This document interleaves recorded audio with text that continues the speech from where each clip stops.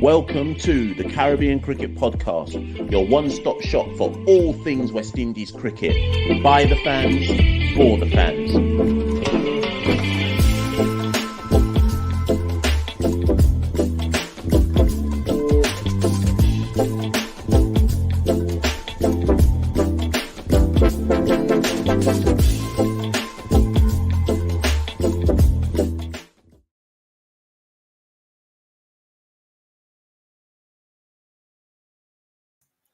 Well, you lot thought I was ready. I wasn't ready. Let me just put my mic on right here. Check, check, check. Audio, check, check, check. We out here, people. I've got my Bromley FC woolly hat on.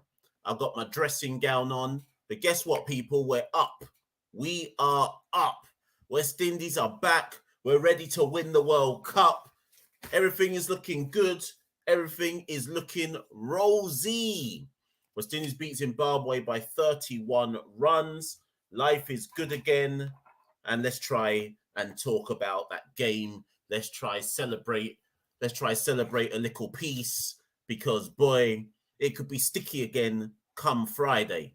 But you know, if we're gonna meet for evening service when West Indies lose and rant and rave and shout and get on and say that Phil Simmons must cuff a couple man down, then we must also meet and celebrate in the good times as well after West Indies' comprehensive victory over Zimbabwe. And let's be fair, people, I thought twice about, do I say it was comprehensive? But it was comprehensive. We won by 31 runs. It wasn't close. It looked like it would be close at the halfway stage, but it actually wasn't close. We had that game sewn up by about, the 12th or 13th over? So in all things considered, they put in the performance we should expect from them, given the quality and ability in the side. And that's probably what we would have expected versus Scotland, but with the bat. So I think, obviously, it's a call-in show, but let's go through the positives first and foremost, rather than focus on the negatives. Let's just give a couple people their flowers, after that performance. So who do you want? In fact, what am I doing? Ladies and gentlemen, my name is Machel St. Patrick here at one half of the Caribbean Cricket Podcast. If this is the first time you've ever been on the Caribbean Cricket Podcast, we are the number one, self-declared, self-proclaimed number one show for West Indies cricket analysis. Technically, West Indies on 99.94 is also the number one show, but Caribbean Cricket Podcast was first. So we are the number one show for West Indies cricket analysis, pre-match, post-match, podcasts, all sorts. Follow the Caribbean Cricket Podcast. You can see the ticker at the bottom, at Carib Cricket on Twitter and Instagram. Like, share, subscribe. We're on the road to 4K. If you want to become a patron, www.patreon.com/Carib Cricket.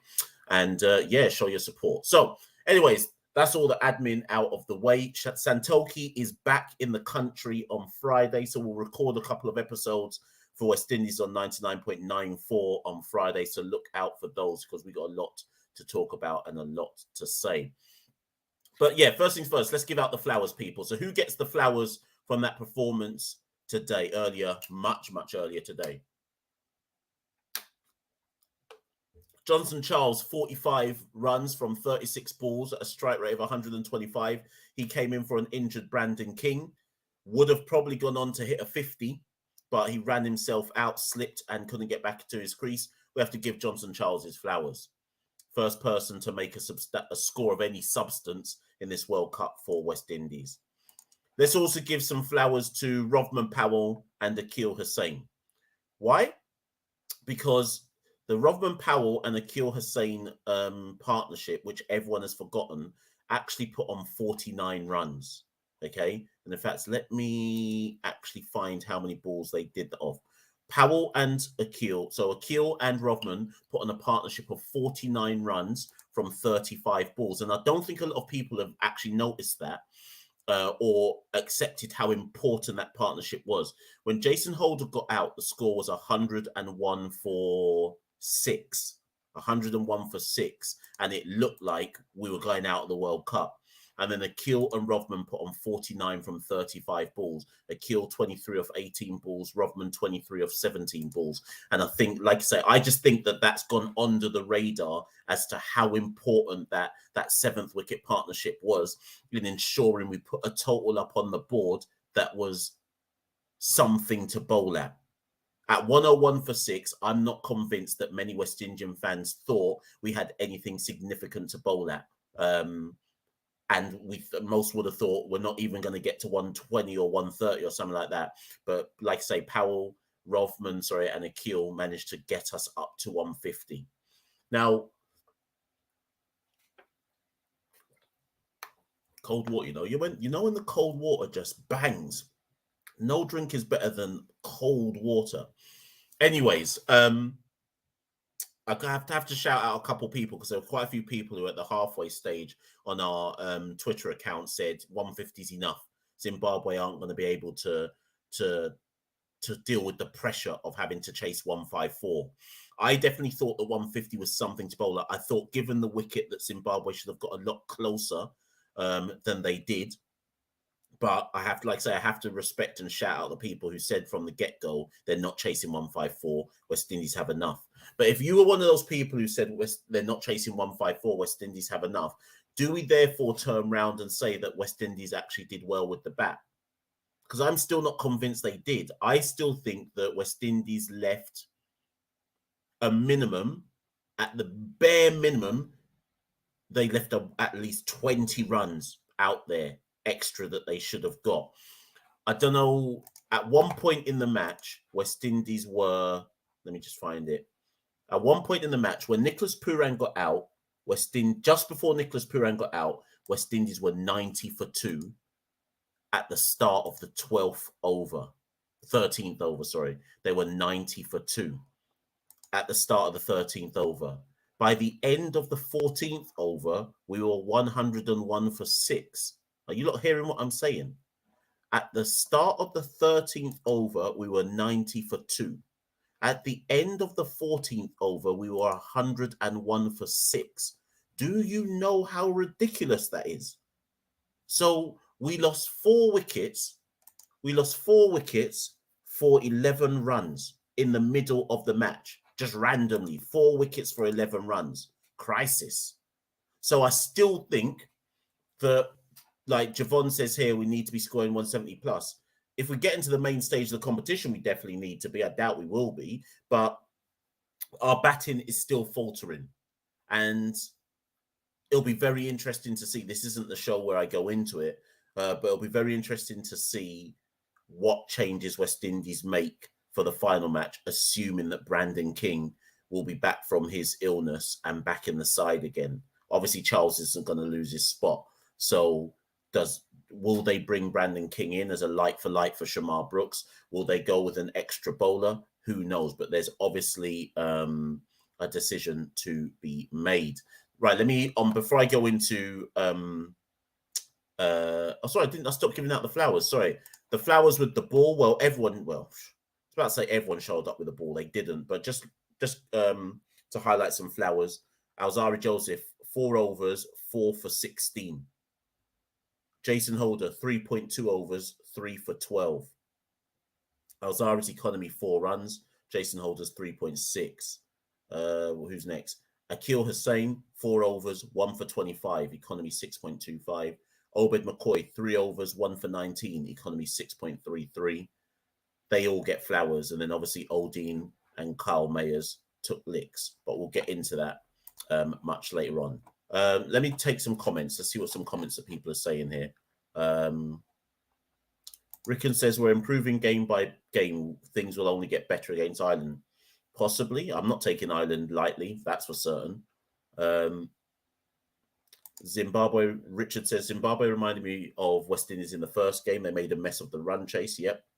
Sachin says, Mash, prepare for an influx of Guyanese in England. Yeah, I've just seen that Guyana, for those who don't know what Sachin's talking about, Guyana, it's just been announced that if you're from Guyana, you don't need a visa to get into the UK.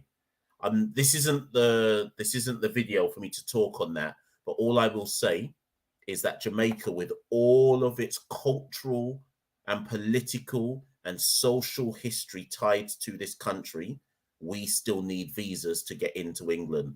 But let me not go into any history and politics talk today, because if you really want to see me start firing up, I'll start firing up. But let me allow it for today. Let me just allow that one. Let me touch on this point though from Corsical. So I'm going to be slightly controversial here. I'm not anti Carl Mayer's opening the bowling. I know that he's catching quite a lot of. Stick from fans, and Pooran and Phil Simmons are catching quite a lot of criticism about Carl Mayer's opening the bowling. But I get it. It's not worked, but I get it. And even today, when he got licked down for 17 runs, if you actually unpick what Carl Mayer's produced today, he is the whole point of Carl Mayer's getting that first over is they basically want to utilize Carl Mayer's ability to swing the ball, right? If you look at his first over today, he was actually getting swing. The issue for Carl Mayer's today was his radar was off. But if you actually, okay, there was one full toss in there, but if you actually look at the over, there was some swing there. He just couldn't realign and bowl the right line. So I think it's too simplistic to just say, oh, what's he bowling Carl Mayer's for in the first over? It's not working. Yes, it's not working, but I do understand the strategy. I can actually see why they're doing it, but it's not actually coming off at this moment in time. If it ever does come off, though, because of Kyle's ability, to bowl swing, or swing bowling, I think if it comes off, Kyle gets like two wickets in an over. So I do understand the principle behind it. I don't know if they try it in game 3 because obviously it's not working, but I do think there is a sound strategical thinking behind the notion of using Carl Mayer's.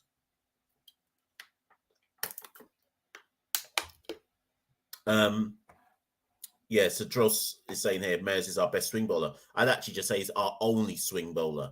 Obviously, no, actually, that's harsh because Cottrell can get some induckers as well. But they know that Mayers is the best swing bowler in the side. Rohan, I'm going to come to that Pooran point in a bit. Yeah, so Errol, this is where I'm saying with Mayers now. I think it's not worked. Based on Pooran's post-match comments, which I've only just read, it looks like they're going to stick with the idea, but maybe you just don't bowl Mayers up front. Like, is there any harm in like saying to Alzari Joseph, you take the first over and then you give Mayers the third or the fourth? I just like, if you're going to bowl him, he doesn't have like, and certainly as well, I think Ireland will now expect that to be the tactic. So you have to now, for me, you have to now switch it up. It's too telegraphed. Ireland are now going to expect Mayers to bowl the first over. So rather than not bowl him, give him the fourth over or give him the fifth over. So don't abandon the tactic. Just don't play the obvious hand by repeating what's not worked yet. But like I say, there is some sound logic in why they're trying Mayers with the ball in the power play. Right. What other comments are there? Yes, Javon, every major Caribbean nation is visa-free to the UK except Jamaica and, of course, Haiti. So what they're saying that they're basically saying that all us yardies are too violent to just come into the country visa-free. It's a disgrace. But anyways, like I say, let me leave it alone. Right. So let me pick out some comments that you lot are saying before I get into the crux of some other stuff. Rickon says, in do or die games, you can't have Mayers opening the bowling. Yeah, I hear you. You have to set the tone early. I definitely hear that argument. They may abandon it, like I say, but like I say, I do understand why they did it. Tyrell says, with the knockout game on Friday, West Indies have to bat first and score big. Keep in mind net run rate plus Ireland is dangerous, so we better watch out or buck up. Who knows what they're going to do?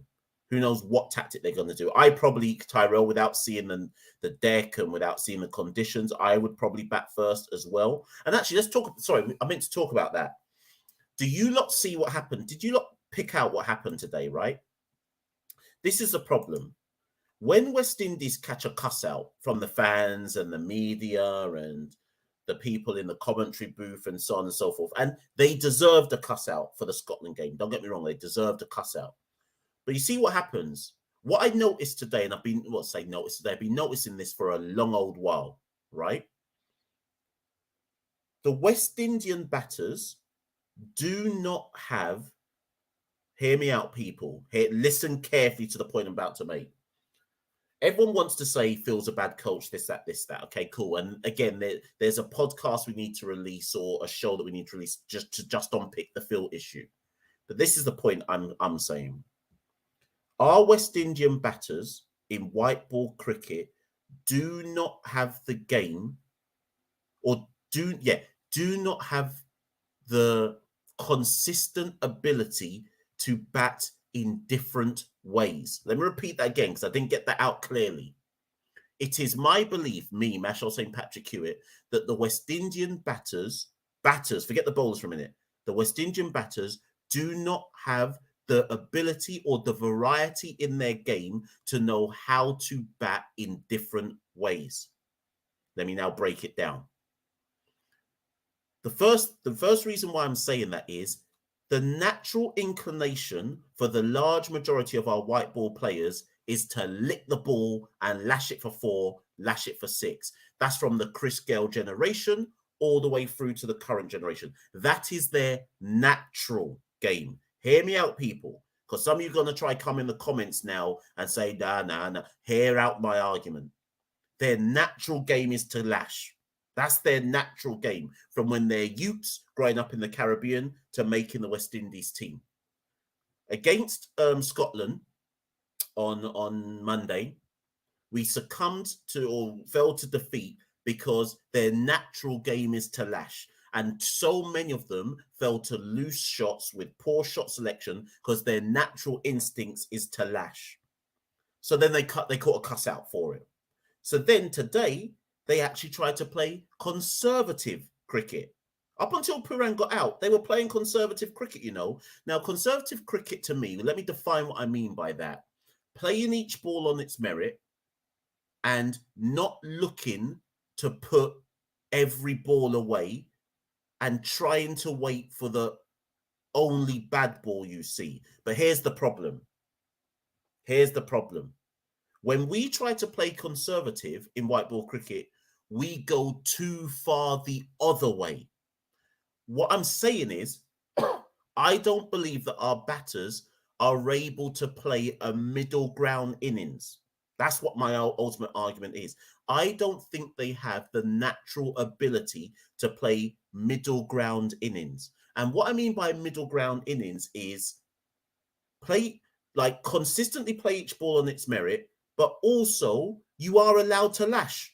You're allowed to lash, but just lash correctly. And I don't think they've got the game to do that. I think they're either in the lashing mentality or they play within themselves because they're so shook of lashing.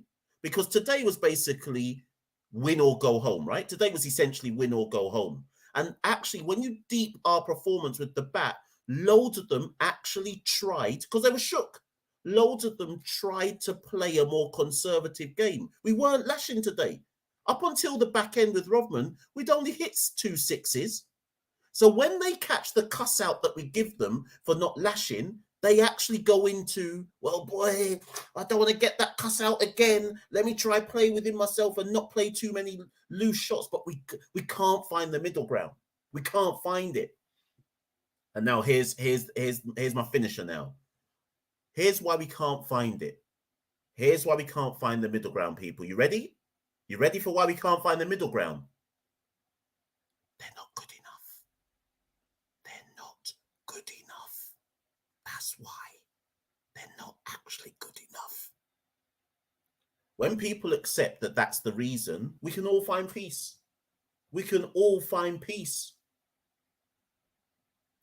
Who's feeling that argument? Who is feeling that argument? I just don't think enough. I big up all the players in the team, rally around the West Indies, and I'll rally with any of them who ever listen to this. I rally with you lot always. I was rallying with you lot in the Netherlands. I will always rally. But my thing is this: every time people are like, Phil can't do this and this, that. I found my internal peace, you know. I just don't think they're good enough to do it. But that doesn't mean they're bad players. That doesn't mean, like, some of them are good, but they're not good enough. That's my point. Some are good, they're just not good enough. So when people want to cuss Phil Simmons and say, you're Phil Simmons, I actually think, and hear me out, you're not going to get upset when I say this, some of you, I actually think this is the best they can do, you know? Because when you deep the evidence over time, like, forget this World Cup. Don't look at this World Cup in isolation. When you deep the evidence over time, I keep trying to say to people, but this is the norm, is it not? Every now and again we do like a wicked performance, but that's the exception to the norm. Every now and again we'll do something. That's an exception. The norm is this stuff. That's the norm. So I think when people want to say, we need a new head coach, and yeah, we might get a little bit of extra 1% here and there, but I actually think this is their norms. This norm, I think, is their general kind of ceiling. That's what I genuinely believe, you know. That's what I genuinely believe.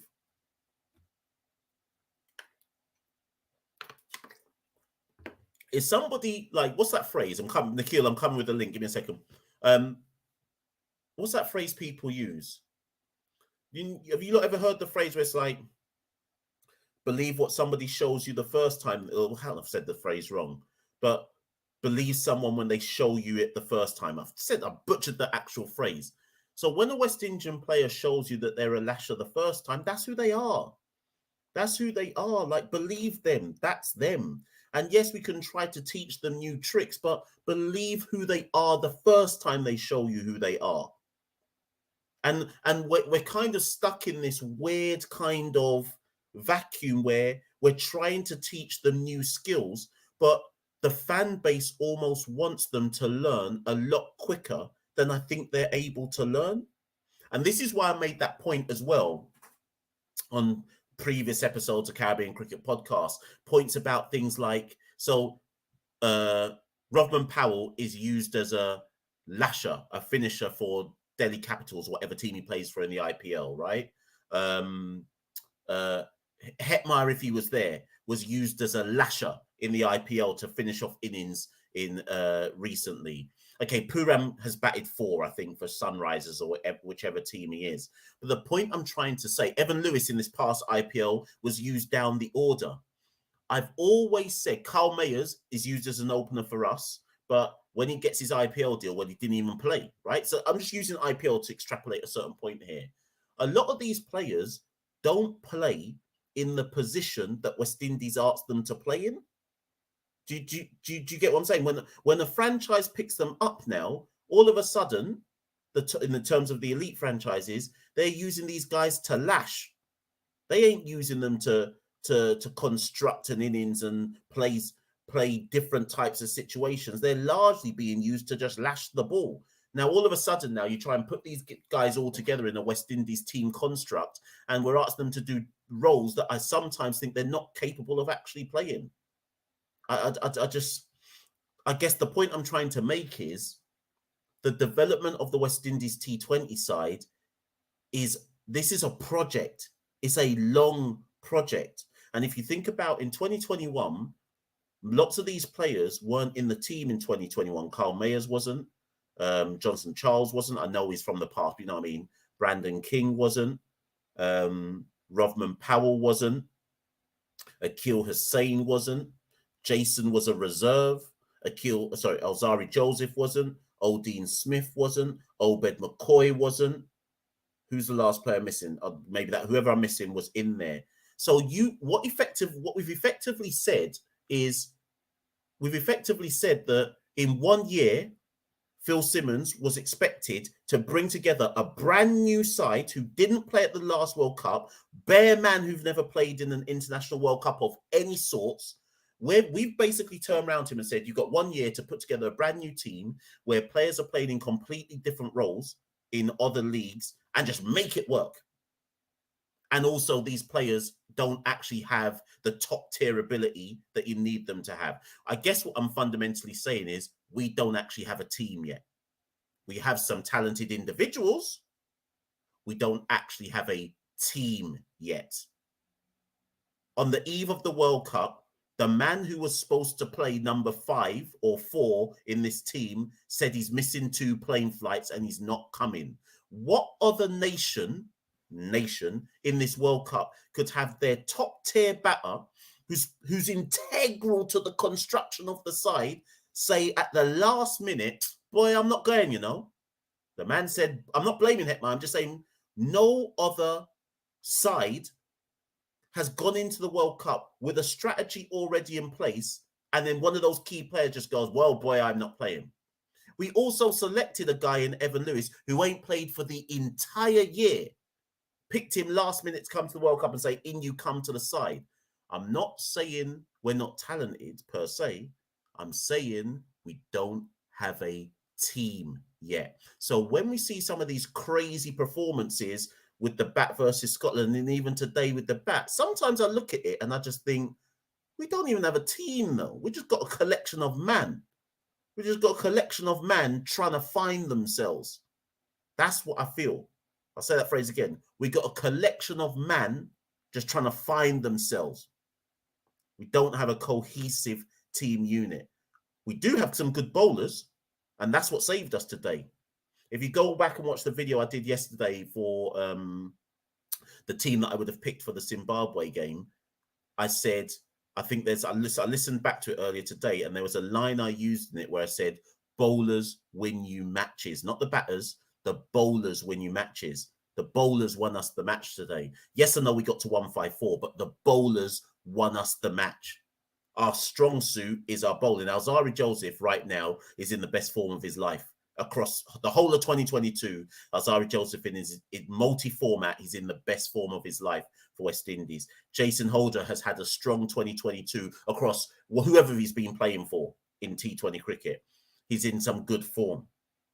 Obed hasn't actually fired, but he's Obed McCoy. Alkeel Hussain, one of our best white ball players. If you go and look at the numbers, top 10 in the charts. So our bowlers win us matches. Our batters are not cohesive. Anyways, people, enough of that's my pre-wrap. That's my preamble to the show. Like I did yesterday, a little 30-minute preamble. I'm not saying you have to agree with any of those points. Orin says it's the same set of players for the past 4 years. What, in T20? No, it's not. No, it's not. This team is a brand new team. Orin, look at the side who played today and tell me how many people went to the World Cup last year from that side. Come on, man. Anyways, let me put the link in the chat. One sec. Let me find it. Where's this link? Right, links in the chat. We got the world famous Nikhil Uttamchandani coming on. So I'm going to bring Nikhil in first if he actually presses the link. But if you want to come on and make some points, press the link and come chat and say what you need to say. Like, share, subscribe to the Caribbean Cricket Podcast. Whoever's in this live, how many likes are there on the video, people? Because on my screen it says there's 120 of you currently in the chat. But how many of you have pressed like? Yesterday, people did me dirty. When I went to look at the likes, I was like, wait a minute, you man had me out here talking for 1 hour and 53 minutes. And when I saw the likes, it was as if you lot didn't want to put no respect on my name. Press the like button, please, people. Anyways, we got the world famous Nikhil Uttamchandani coming through. Well, let me give him a big intro. You might know Nikhil Uttamchandani from CPL. You might know him from minor league cricket. You're soon to know him in major league cricket. You would have heard him on your radios, on Sportsmax. We're not worthy to have Nikhil on the show today, but let me bring in Nikhil. As anyone who's a long-time listener, follower of the Caribbean Cricket Podcast, obviously Nikhil is a day one person on the Caribbean Cricket Podcast. Let me bring him in. Yes, Nikhil. Mash, what's with these intros, man? Where are you getting this from, man? I have to now. I have to sign up, put my name down, a petition form to get on the Caribbean Cricket Podcast now. Who's the world famous one? Before I used to be able to come on, share my opinions. Now I see a long list of people coming on. Can't even get in the waiting room. You guys are the world famous ones, man. And where's Santoki, man? I haven't seen Santoki in a minute. Listen, Santoki is forever on holiday. Forever on holiday, you know. Santoki's a successful man, man. The man is always on vacation. I need to get a piece of that dosh of what he has, man, for sure. So Nikhil, let's break into this because I'm eager to hear your analysis from today. So I'm going to just throw something. Should I let you just start or should I throw some questions? Actually, no, I want to hear some points from you first. Let me throw something to you. Carl Mayer's taken the new ball, Nikhil. What's your views? Mash, I think it is a situational thing. Let me just say that Kyle Mayer's, for a little context, people may say, well, people that don't follow Caribbean cricket and just watching the World Cup now may say, well, when you look at the numbers, this guy is nowhere close to the esteem of a Jason Holder, of a Azari Joseph, etc., in terms of the wickets. But he took the second most wickets in the power play in the CPL, a tournament that happened a couple of weeks ago before leading into this World Cup. Got that prodigious swing. It was on display again today. I have no problem with Nicholas Pooran trying him to start the inning. So let's go back to the first game. He tried him in the first over. It didn't quite work. I, for one, was against him getting a second. But nonetheless, I still think you look at the big grand scheme of the game, you're supposed to chase 160 on that surface. I think that it's not of so much significance. Yes, it may have made a difference. Jason Holder didn't finish his spell. Obed McCoy, that was the first game. Now, yesterday, you have a batting capitulation. You only get to that 150 mark. And you know that this is literally a win-or-go-home game. Now, that is where I think a bit of impetus as a captain in Nicholas Pooran and head coach and Phil Simmons has to step in and say, well, look, it's beyond me why Jason Holder is not bowling in the power play in this World Cup. I can't believe it. I mean, every single time he's been given the ball, 5 wickets now in the 2 games. You mentioned the type of year he's had, 65 wickets in 45 matches, I think it is. And that's in all his T20s played this year. And I think he has just been unbelievable. Just in the CPL, he took the brand new ball, bowled the first or second over, innings after innings. I'm not sure why. In a game where you have to win, you don't have a big total on the board, you throw the ball to Kyle Mayers there. But of course, hindsight is 2020. If Kyle Mayers took 2 wickets, and clearly Pooran, he said it in the press conference, believes that Mayers is enough of a wicket taker. I just feel personally, you have a small total on the board. Azari Joseph and Jason Holder are bowling this well. You have McCoy, you have Odean Smith to give you that bit of comfort, and then Akil Hossain can bowl at any time in the innings. You have to give it to Jason Holder or Azari Joseph to instantly break away, because I tell you, 29 after 2 overs, if Zimbabwe employed a bit more cricketing sense to that innings, we would have lost that game badly. But because of the brilliance of Azari Joseph and Jason Holder, we were saved. But if we go into the Super 12s and play that type of cricket, I feel like we will be destroyed, because I think you have to think, and I know it's not, I mean, everyone will look back on it and say, well, it was the wrong decision. But I just feel these sort of things, given the fact that you only have 150 runs on the board, you have to go to your strike borders. You have no choice in a must-win game. Yeah, I can't disagree with that at all. Okay, so let's. You've kind of alluded to Alzari and Jason. So it seems that what the tactic is, and we kind of saw it against Scotland as well, is that they want to utilize Jason and Alzari in the middle overs more so to bowl hard lengths. Jason's obviously got the high release point.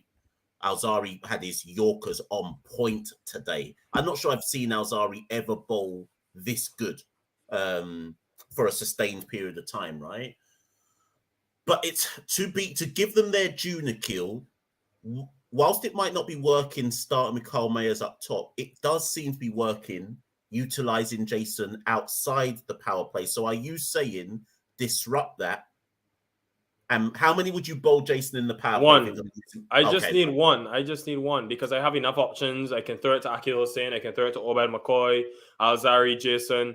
And that's the thing. I think situational again. Yes, Kyle Mayers hasn't had the greatest of starts in these 2 games. But if you win the toss and you bowl first in the next game, I would not be opposed, depending on the matchups, of course. And of course, you look at so many different things. The openers, how strong are they against seam? How strong are they against, bowling style of Kyle Mayers? But That being said, I wouldn't be opposed because, as you said, Mash, it lengthens the bowling because I don't think you trust Odean Smith every single game to give you a 4 overs. So when you bowl Mears 1 or 2 up front, you sneak in and you sort of lengthen that bowling attack. So if it's just about situation for me, I think Kyle Mears is more than capable, even though he hasn't had success in T20 international cricket. I think he's more than capable of taking wickets in the power play. Interesting. Let's switch to the batting.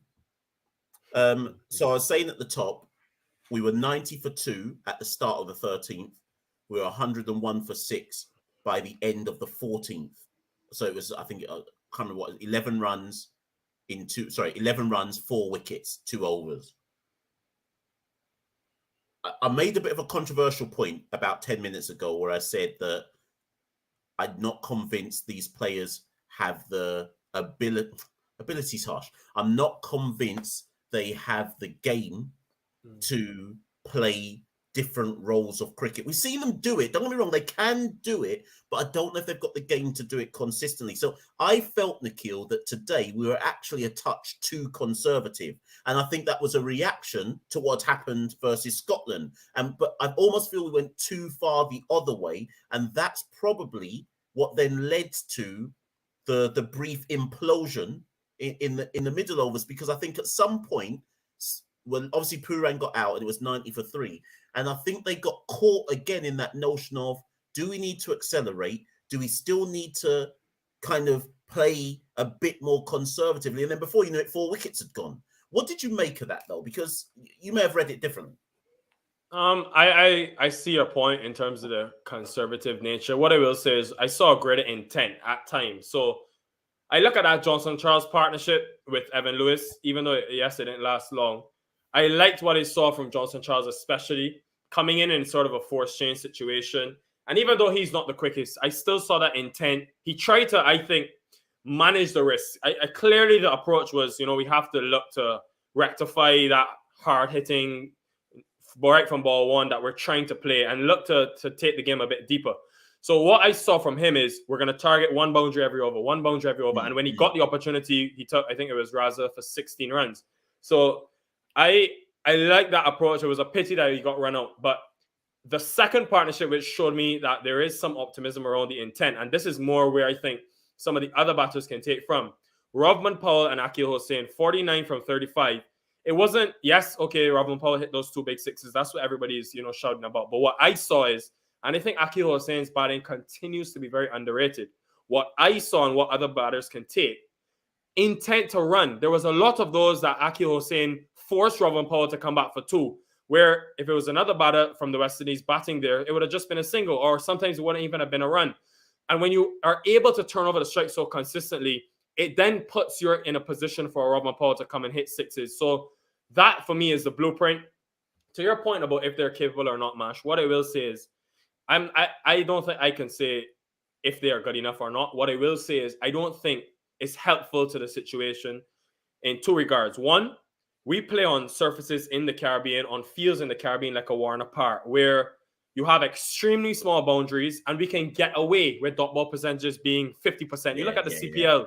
Yeah. You look at the CPL, this was a happening trend. And I just sat there and I watched and I said, well, this is all good. Teams still getting to 170, 180. But when you go to Australia and the boundaries are now 40 meters bigger, what's going to happen? So I can't, as much as, yes, the players have to take fault, I fault 2 things. Are they practicing on pitches, on fields that allow for that type of cricket to be played? And 2, why is there not greater preparation? We played 28 matches between 2021 World Cup and this World Cup. You know that it's in Australia. You know the dimensions of the field. Nicholas Pooran, Jason Holder, a couple others have played in Australia before.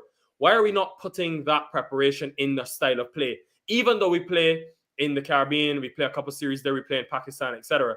Why are we not putting greater emphasis in, look, guys, between over 7 and 15, let's target 6 runs and over, only for the loss of 2 wickets, and see how we go. We've experimented all year with the batting order. We've tried Brandon King up top. We've tried Johnson-Charles. We've tried Kyle Mears. We've tried Shamar Brooks. Why not try to experiment, given you know what's coming in Australia? And I just look at the dot ball percentage and I say, I was talking to some, I won't call his name, but a former West Indies cricketer that was in the World Cup side, and his argument was, well, we've been playing this dot ball percentage game for a long time. This is what we've done, and we've still been effective. Fine, granted. However, now that you're in Australia, those problems become even more highlighted, and now the batting suffers. That being said, I still saw an improvement. In the first game, 53 dot balls, 52, last night, 43. I'm still seeing improvements, and I think there is a margin to improve going into this tournament. We'll say, so if we don't have the big fields and we're so used to just blocking, hitting a six because the fields allow it, how can we then just flick the switch and go to Australia and then just play a whole different brand of cricket? Boy, I hear that. So, and I know, so Twilly and Sheldon, I know you're in the background, but when we're blessed to get Nikhil on, I have to give him his time, you know? Nikhil, I don't want to jump too far ahead to look at Ireland, but again, you and I spoke about this guy on Monday, and I think you agreed with this point, and but we saw it happen again. If you have Shamar Brooks in your side, and you're not batting him at number 4, because obviously we know the 3 openers are coming 1, 2, 3. If you have Shamar Brooks on your side and Pooran elevates himself above Brooks, aren't we wasting Brooks as a pick? Is basically my point here. Now, and the thing is, and I saw this coming. So on our Twitter feed, if people want to go and look at it, who was batting before Pooran? It was Charles and Lewis. That's it. And the spinners were on. And I tweeted before Charles got out or Lewis got out, I tweeted and said, obviously Zimbabwe have now gone to spin. They're going to try and choke us out with spin. That means Pooran has to come next because technically he is the best hitter of spin in the side. But as I tweeted that, I was like, so why is Brooks in the team then? What's your thoughts on that, Nikhil? I feel it's a waste, Smash, to be honest. And I mean, I'm a big Shamar Brooks fan. If Shamar Brooks is not batting in the top 4 in a T20 game, there is no point. And listen, it's not like you don't have resources on the bench. To me, you're in this conundrum. Yes, the bowling attack has done well, but everyone's questioning this Kyle Mears thing. If you play someone like a Ray Marifa, even though he didn't bowl much for Jamaica in the CPL, we all know in the past CPLs, he was instrumental in that Barbados Tridents win in, 2019? Yeah, with the ball in hand. He's very capable. He can give you 2 overs and lengthen that. And also gives you that power in the middle as he did it in the first 6 games of the CPL. I much rather have him in my team if you're going to play that matchup, because when you play those 3 openers, for me, I don't want to see Pooran coming in at 5 and 6. I just feel it's too late. Yes, he hasn't gone past 25 now in 11 innings. I still think you need your best batters facing the most balls. Shamar Brooks, I think they may have kept him in the team because of how good he is against spin. But that being said, him at numbers 5 and 6, to me, it's just a waste. You're much better off playing an option that can give you some overs as well as sort of take on the game, because you're expecting your top 5 to bat at least to the 15th over. Him coming in at 6 to me is not really making much sense. So I'll be interested to see if Brandon King is ready, if they go back to him. But then I still think you're running into the same problem, or you go for a sort of left field pick in a Ray Marifa, or play another bowler. It's going to be very interesting to see if they go King for Brooks, because if they go King for Brooks, all of a sudden we have 4 openers in our side, and that don't make. Obviously, Charles can't hold a drop. Whatever happens, Charles can't be dropped. So if King does come back, I'm not sure I advocate for that, because I don't know how you'd end up in a side with 4 batters, 4 openers. But Mash, what about having an extra bowler? They have Shadow Cottrell. Yeah. I don't know about Carrier, because at Hobart, when they look at the wrist spinners record, they're not very good. And of course, he's not that experienced. He went for once in the Australia series. But Odean Smith is batting at 9 and 10. So he's not even being used with the bat in hand. Why not play an extra bowler? Well, this is the argument. So if they're trying to go for somebody who can swing the ball or get in swingers, out swingers, Sheldon Cottrell would be the obvious. So if you want to divert from the mayor's strategy, Sheldon would be the next best person. You give him 2 right at the top and say, Sheldon, go utilize the early in swing that you get and often take wickets with. So it's something to think about. So anything else, Nikhil, before I go to someone else? Just anything else you want to riff on before I hand over? What I will say is, I know there's a lot of people. Listen, when I woke up at 4 a.m. this morning and I watched that capitulation through the middle, 57 for 6 in overs, 7 to 15, I was like many others, and I was kind of disappointed. I know everyone says, I'm the big optimist, but what I will say is, listen, these guys, even though we complain and we can analyze and criticize, etc. They're still out there, trying. Every one of them is trying their best. Every one of them wants to get through the Super 12s. They know what it would mean for the West Indies, a West Indies team not to qualify for the main draw in the World Cup. So I would just say, look, let's get behind them for that Ireland game. I think the way that, let's find things to celebrate in the West Indies, the way that the bowlers are going about things. And I think before Roddy Esther actually came in to work with the West Indies, our bowling attack used to struggle. We used to go for a lot of runs, and it used to be Gale, Lewis, and a lot of our batting that has had to pull us out. And now it's sort of the flip side. So let's celebrate the fact that our bowlers are doing well. And also look at some of the players. I still think, even though we lost 6 wickets, it was a dismal performance, to see those wickets go down, the runouts, etc. But to see that partnership between Robin Paul and Akil Hussain take us to 150, and then the way the bowlers came back, I still think there's hope around this side. Defeating Ireland, whether the rain comes in or not, and all these other factors, that's beyond us. We can only do what we can in terms of win the game, look to win the game. But look, let's just get behind them for this last game. Let's hope that they can get to the World Cup and then analyze from there. Appreciate for having me on, Mash. Yeah, Nikhil, just before you go, so I just want to read out the permutations for Friday, people. This is what I've been told. If West Indies game washes out, but the other game doesn't, West Indies would qualify on a superior net run rate to Ireland. If West Indies game plays and the next game washes out, West Indies have to win. If both games play and there's a result in both, West Indies have to win. If both games wash out, West Indies are out.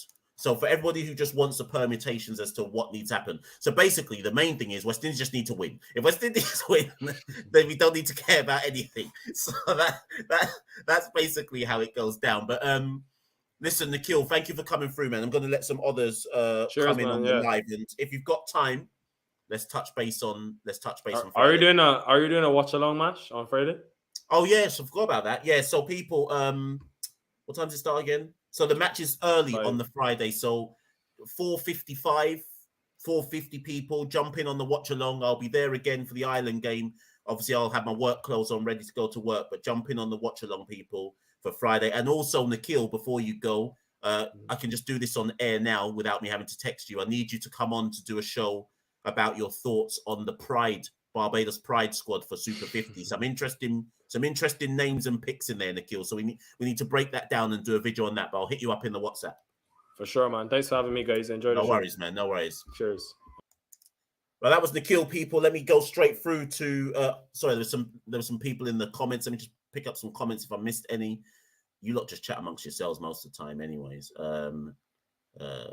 Nikhil. I don't know if Nikhil's still in the chat, but Antonio said, Nikhil, what do you think about West Indies' use of Odin?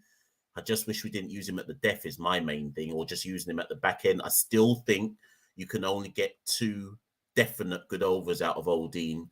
Once he gets his third, I'm always like, boy. And actually, I don't want to put it on him, but if we had defeated Zimbabwe by 37 runs or more, we would have gone ahead of Zimbabwe into second place. I don't know if anyone knows that. So that over Odin bowled where he went a no ball 5 and a no ball 2 4s. How much did he go for in that over? It was like 16 or 17 or something.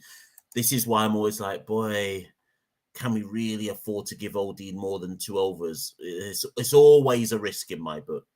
Sachin, I will be reaching out to Brandon once the Harp Eagle squad is announced. Right, let's bring on Sheldon. So yesterday when Sheldon came on the show, he said that Phil Simmons needed to cuff down a few players and things would change. So Sheldon, just as I bring you on, what do you reckon, Sheldon? Did Phil Simmons cuff them down? How you doing, Sheldon? Yes, he did. Yes, he did. Most definitely. Right? And like the true father, he realized he was on the field today, hugging them up, hands round the shoulder. Come, fellas, let us go. You all can do it. Not a problem. We could still win this one. So that tough love. He hit them some licks with the belt. Bow, bow, bow, bow, bow. Men realize they hear going on. Yep, coach, man, we realize we're really on stripping it. And Sorry, Sheldon, just one sec. It's interesting that you reference him being on the field, because I noticed that as well. And I've not really seen that from Phil before, where at the interval, they were all doing the group kind of session and Phil was right in there amongst them.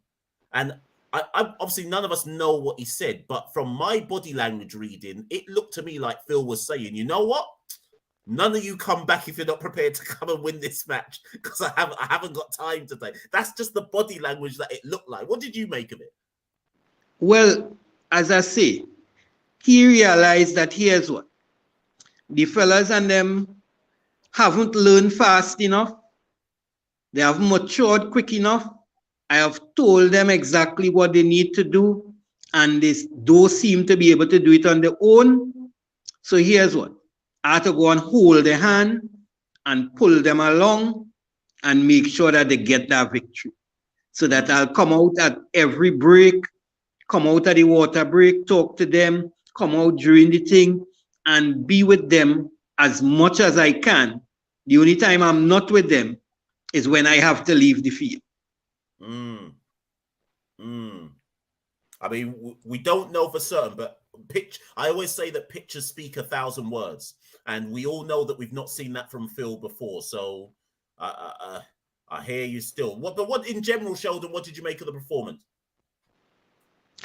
The performance was a good one. What impressed me the most about the performance is that they didn't give up. They know that they had to win, and they came out and they did it, right? Akil, well, since the last game when Akil got run out, he wanted to kill somebody, including himself, right? Yeah. He's a serious guy. Yeah. And it showed again today that here's what, he is prepared to live and die for the team. Now, so the batsman didn't do it, fine. We know we have a batting problem. What can we do? Here's what, bowlers support the batsmen, and on the day we fail, we expect them to return the favor. And that's where we have to go. But do you expect the batters to return the favor? Very soon. Soon. Very soon. But Sheldon, I don't know when you joined the live today. What did you think of the point I made that maybe the batters aren't, like, maybe we're expecting more than they're capable of? And before you answer that, what I mean is the point I was trying to get at is I think that as fans, we are expecting them to be far more consistent than I think they're capable of being.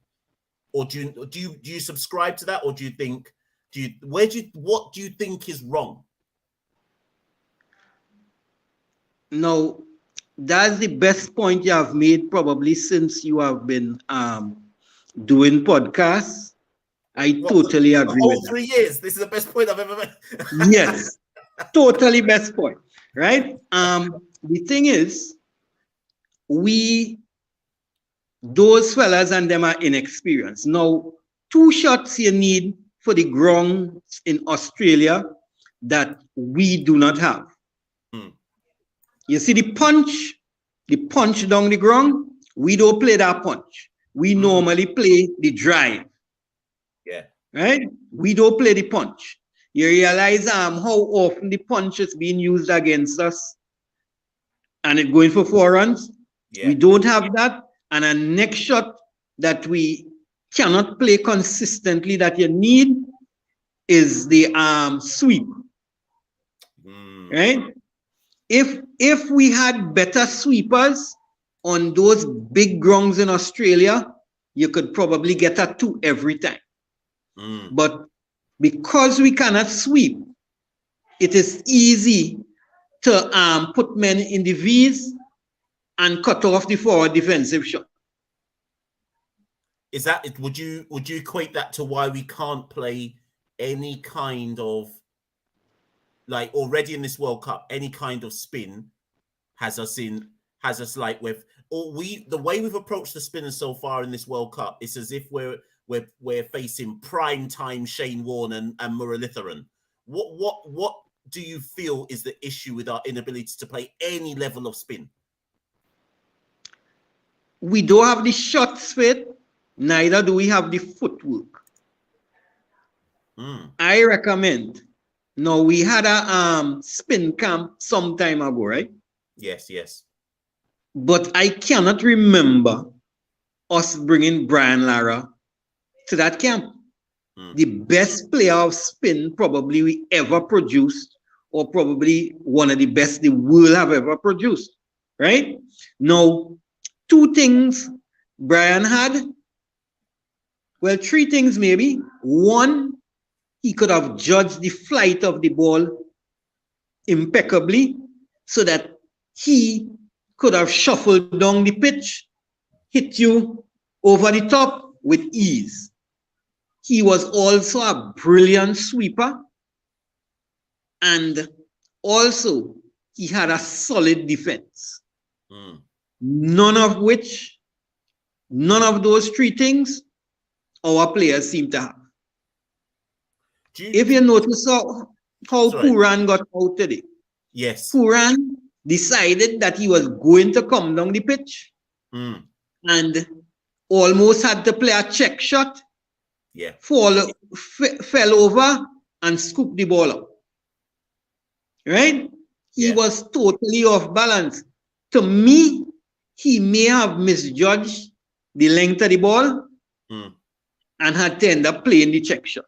But he was totally off balance. Sheldon, I noticed what you're describing there. If this wasn't to spin, but I noticed when Carl Mayers got out, he played a shot to Blessing, the tall guy. I think a lot of our players premeditate their shots. I'm not even certain they're necessarily playing the ball on its merit sometimes. I think they're pre-deciding what they're doing, and then that's why some of the dismissals are soft. Or do you think what do you feel about that? No, well, the split second you have in cricket, right? You have to premeditate. But also, what you have to do is you have to have a backup plan. So that, again, Lara would have premeditated a lot of things. All right, here's what, I'm going to come down the pitch to that one. But as soon as he realized, hey, here's what, the ball not dropping to where I want it, I misread the length, he was able to check the shot and play another shot. Our batsmen have a plan A and no plan B. So that if plan A doesn't come off, we're in trouble. So, Sheldon, I'm going to tell you, you called Brian Lara, but here's the biggest joke of them all. There is a former West Indian cricketer who lives in Australia, and I would argue he was just as good a player of spin as the great Brian Lara, and that's Sir Carl Llewellyn Hooper. He lives in Australia. Now, I find it baffling that nobody would have reached out to Carl Hooper and say, you know what, Carl? Come join the camp for the World Cup. Because, listen, I seen Carl Hooper play spin. That guy, to me, was just as good as Brian Lara. He wasn't as good. He looked classy. He looked very classy, right? Now, when Hooper come down the pitch and swing over the top with that clean stroke, right? He looked like something out of heaven. But the next moment, he would give it away. Quite unfortunate. He was one of the most frustrating people that we ever had in the West Indies. Talent unfulfilled. Crazy amount of talent, totally unfulfilled. Isn't that's the story of modern day West Indies cricket, to be fair, Sheldon? Yep. So listen, Sheldon, I'm gonna have to bring the people are queuing up. Right. One more thing I want to talk about. Do your last point, right? Yeah. Last point. I still think we have to keep Mayers open the bowling. We need Joseph, and as a shock bowler, we need him to probably bowl one over here, one over there when we need a crucial wicket, right?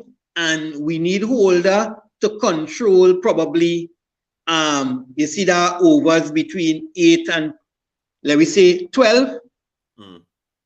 We need them to control that. And another thing is that Our problem is that we give it away at the back end. So here's what. Let me give it away at the start, if it's anything, and control the back end and win the game. Interesting. I mean, I hear you. I'm still not against Mayers getting an over. I just don't think we should give him the first one against Ireland because that would be too telegraphed for Ireland. But I'm not against him getting one in the power play, but we shall see. Listen, Sheldon, come through on Friday when we'll know what's going on, whether we're still in the World Cup or whether we're not. And I'll see you. Hopefully, I'll see you on the live then. Yeah. Yep. Mm-hmm. No problem. Take care. Yeah. Right, people. That was Sheldon. I'm going to come through to Twilly, who's in Canada. If you were on the live on Monday, you would have seen Twilly then as well. So just for those who are in the background, Twilly, then Neeks, then Shaggy is here. Mr. Lover is here. I presume that's Shaggy. And then Zed Phased, and then hopefully we can come to an end because people look at the time. It's 11 o'clock at night in England. Twilly, come through. Yes, sir. How are you, man? I'm good, Twilly. I'm good. The last time we spoke, you were very despondent. How are you feeling today? Yeah, man, I'm feeling good, man. Congratulations to the team. You know, they make me proud today, man. What did you feel? How were you feeling when the middle order collapse happened though? Nah, lie, I'm nervous. I feel like I'm here bat budget because we couldn't believe after we are bat so good, like 90, 91, 92 for two. And then it's like the biggest problem we feel like the player them nervous, you know. It's like then get panic. Like you see when you go for your drive test and you sit down beside the instructor and you say like you don't want to mess up because you know feel, you know. It's like when one wicket fall for West Indies, it's like everybody just get panic. Yeah. So it's like 4 or 5, and then like somebody saved the day, like Ravman Powell and Akil Hussain. But after then get up to 150, me feel a bit more confident because I know we have the firepower. But me understand everything where I say at the beginning of the program with Kyle Mayers, like me understand what them I try to do with him, you know, and him have the ability to get swing with the ball and thing, but you see at this point we can't experiment no more. Yeah. We have to get a break and then go check it back after the World Cup and work on it some more. Because at this point we have to win. We cannot test them kind of thing there in a World Cup. Go on. If it come off, it's all good, but it's not happening because in a game like today, you have Azavi Joseph where Spitfire and him want to open the attack. You see the team that we played today. What the team we played today? Zimbabwe. Zimbabwe batsman them literally afraid of Azari Joseph. All of them are back off. That's the guy you want to push like the first ball, so you make them know we are coming at you. They don't afraid of Kyle Mayers. You know, they come down the pitch to Kyle Mayers. They don't do that to Azari Joseph. So at the end of the day, you want the guy that the opposition afraid of. So you push them on the back foot with the first ball, then you bring Akil Hussain or Jason Holder and give them one over each. Then after you soften them up, now you're bringing Kyle Mayers and slide it 1 or 2 over in the middle there. But at this point, we can't continue because, like today, after that first over, I was like, no. Like, like I'm telling you, man, if we did lose that match today, we would have heard something, man, because like I don't know what the hell these guys were doing. Like, no, Kyle Mayer is a good guy, nice guy. Shamar Brooks, I respect and love their attitude and everything. Good looking player them, but we don't want to spoil them because what them I do now is like Kyle Mayers a commander fire, which I don't think he need to command any fire right now because he's actually one of the guys where I hold up the innings up top most of the time for us now. But it's just the shot selection with the batsman, them I think, some of them not picking the right shots because the cross back shot where them a play, yeah, it will get them in problem. Like Kyle Mayers today, he should have played a back foot punch on the half side and him go across the line. And then that's what happened to Robman Powell in the previous match too. They might go across the line when they can punch the ball and get even 2 or 3 in the deep. Yeah. Do you know what? I mean, as Nikhil kind of said when he was on, I think they're struggling to understand how to play to the dimensions of Australian pitches. I think I still think they're not used to what they should or should not be doing. And then, as you kind of said, when one wicket then falls at a crucial time, it's like they're all panicking at the exact same time. So let's hope it's third time lucky. I think overall, I probably agree with you with Mayers. I think you have to look back at CPL, and Alzari Joseph opened the bowling for the St. Lucia, what they call now, St. Lucia Kings, right? So my thing is this: it's not like we would be asking Alzari to do something he's not used to doing. If anything, Alzari's probably thinking, "Why am I not opening the bowling?" As opposed to him being protected from it. And the other thing that no one's really noticed as well is that for the second game in a row, they went Mayers and then they went Akil. And even after Mayers got taken for 18 in the first over today, my issue was then they went to Akil, and I thought, no, this is already premeditated. You've already decided this prior without thinking about the situation. So when Mayers had gone for 18, I was shouting at the TV going, bring Joseph on now to try bring the game back after that disastrous start. Instead, they put Akil on. He then got licked down for 12 as well. And before you know it, it's like, wait a minute. We're going to lose this. We're going to lose the game after 2 overs. So no one's really spoken about it yet on today's live. And I'm going to leave it for Friday. But there is a big debate to be had about Nicholas Pooran and his captaincy. There is a big debate to be had around it. But I want to leave him alone for now. Yeah. Now's not the time, I think, for me to touch that one. But there are just some curious. We saw it in the first game, and again today. I was just like, let's put it this way, Twilly. I feel like the bowlers won us the match, irrespective of the decisions that Pooran was making. Oh yeah, and definitely. In fact, somebody messaged me earlier on and said, and I don't know if anybody knows this to be true, or because when Zimbabwe was batting, I was actually teaching my class. So I shouldn't even say this. I was teaching my class and watching the match at the exact same time as I was teaching my class. I was getting vexed whilst teaching the class, but someone messaged me. Someone messaged me and said that at one point in the game, Holder went up to Pooran and said, "Give me the ball," and that Pooran didn't actually make the decision to give the ball to Holder. Now, if that's the case, what I'm saying is that that's a sign for me that Pooran needs some help with the captaincy. Because I think the pacer was bowling, and I think Odin Smith come in and pick up one. Then I think Mackay pick up one, and I think at the time Jason Waller pick up.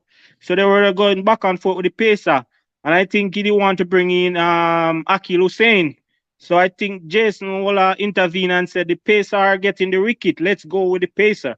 So Jason Waller take the ball and then bowl it over. Then Akil Hussain come in after.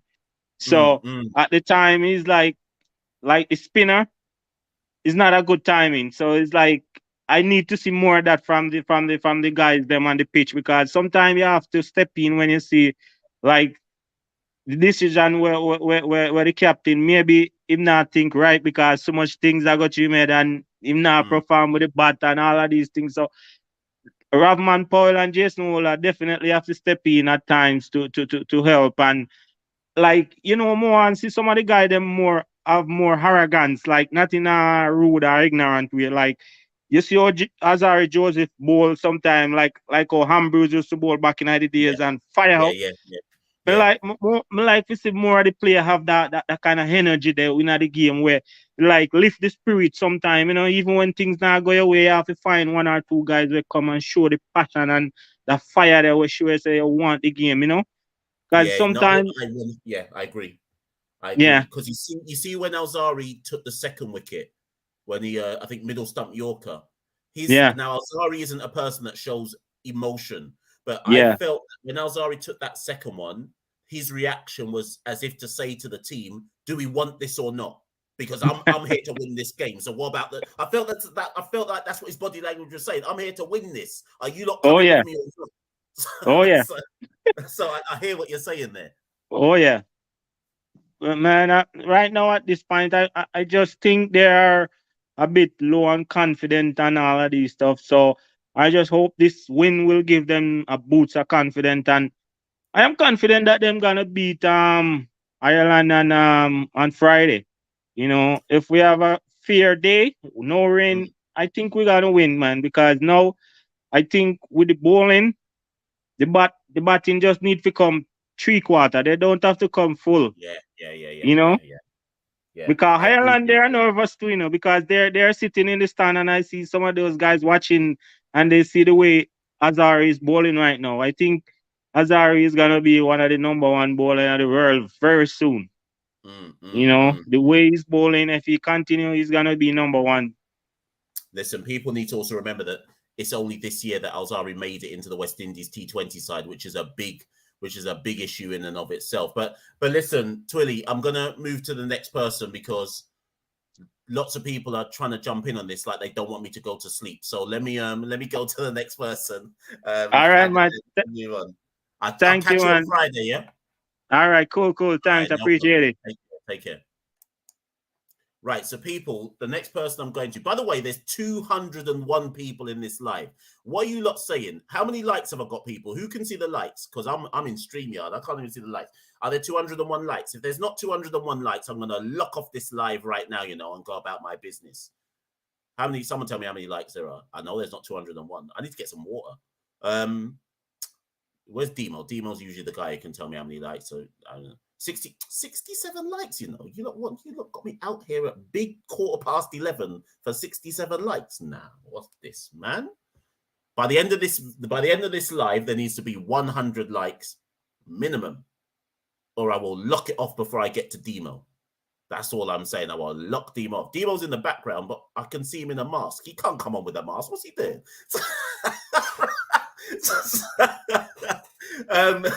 Let me bring on Neeks. Anyways, I'm going to bring on Big Neeks Sports. Listen, when I brought on Neeks yesterday, there were loads of you in the comments going, wait, is that Neeks from Football Terrace? Is that Neeks from DR Sports? And this is what I did. Neeks doesn't even know this. After the live ended, I text Santoki and I was like, Santoki, when I brought Neeks on, enough man in the convo were like, it's Neeks, oh my God.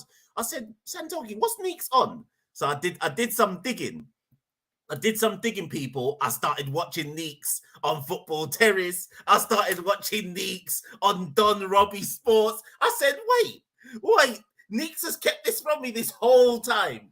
Big Neeks coming on the live, people. He should be running CCP. Let me bring on Big Neeks Sports. How you doing, Neeks? I'm all right. I just come from Don Robbie's channel, actually, doing a Man United watch along. That's why I got the United shirt on.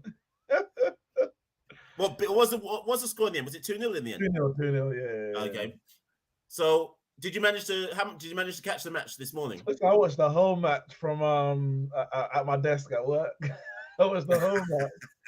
And I got a Zimbabwean friend I was texting her, like, how are you watching this whole match and you're supposed to be at work? I said, don't worry about that. Some things are more important, innit? Listen, I'm not gonna lie, like obviously during the match, especially the bowling performance, there was moments when I'm happy in there. Of course, we're winning the game. We're getting the wickets and we're looking like we're gonna win the game.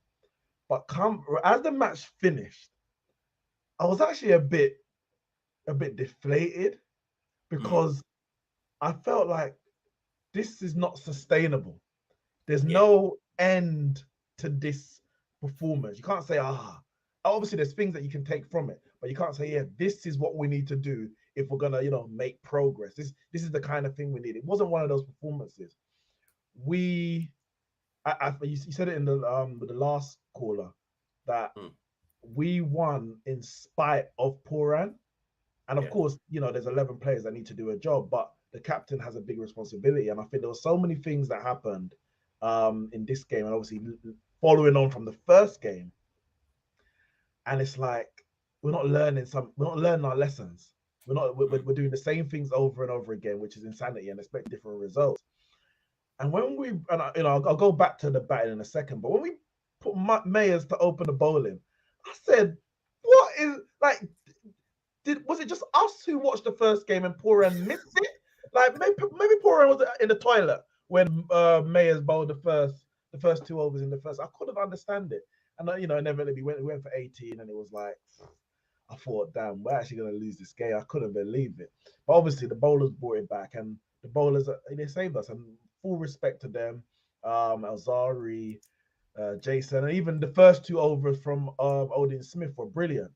But one of the points that you said earlier was obviously, in terms of the Poran thing, it's like we have a plan, we go out there with a plan, and there's no kind of thinking on our feet. There's no adjustment. It's like this is the plan that we set out from the beginning, and we're gonna stick to it. Why did Odin have to bowl that third over? Because that you're like he's not a front line bowler. So if you're gonna bowl that, obviously the bowl is full allocation, but every over that you bowl in one more, it's more likely that over is going to be the one that's going to go for runs because he's just not, a frontline bowler.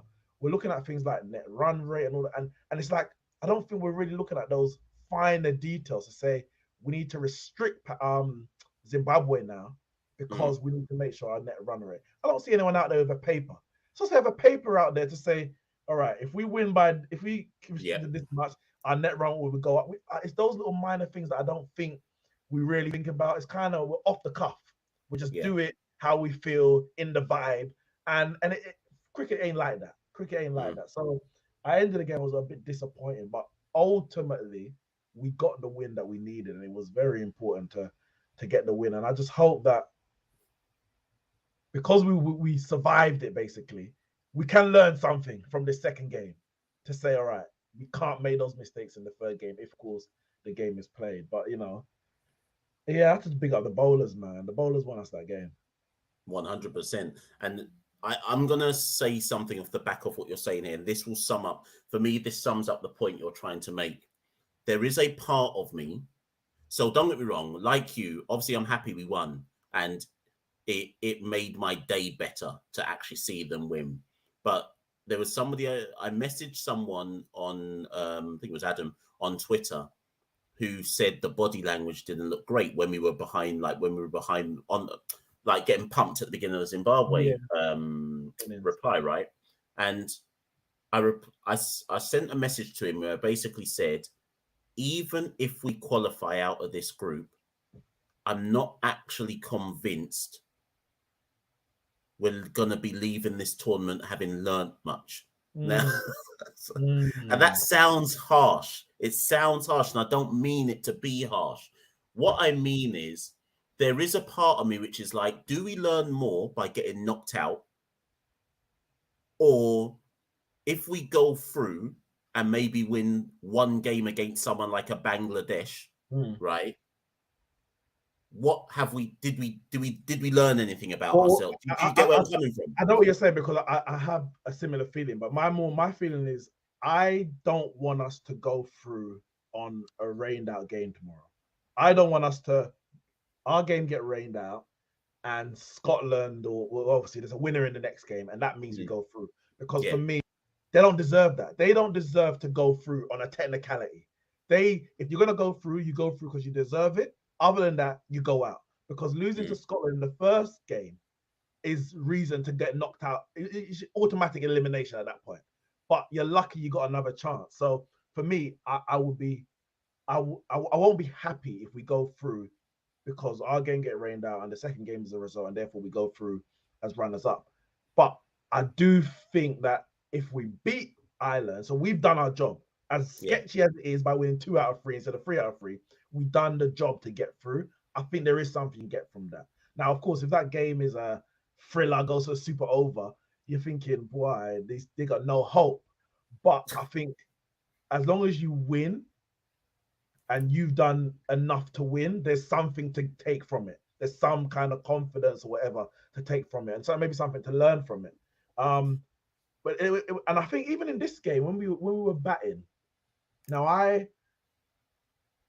we started off well. Johnson Charles came in 45 he made, and we started off with 90 odd for 1 or 2. And it looked like we had a plan against the spinners. Yeah. Now, which I did like. It wasn't like we didn't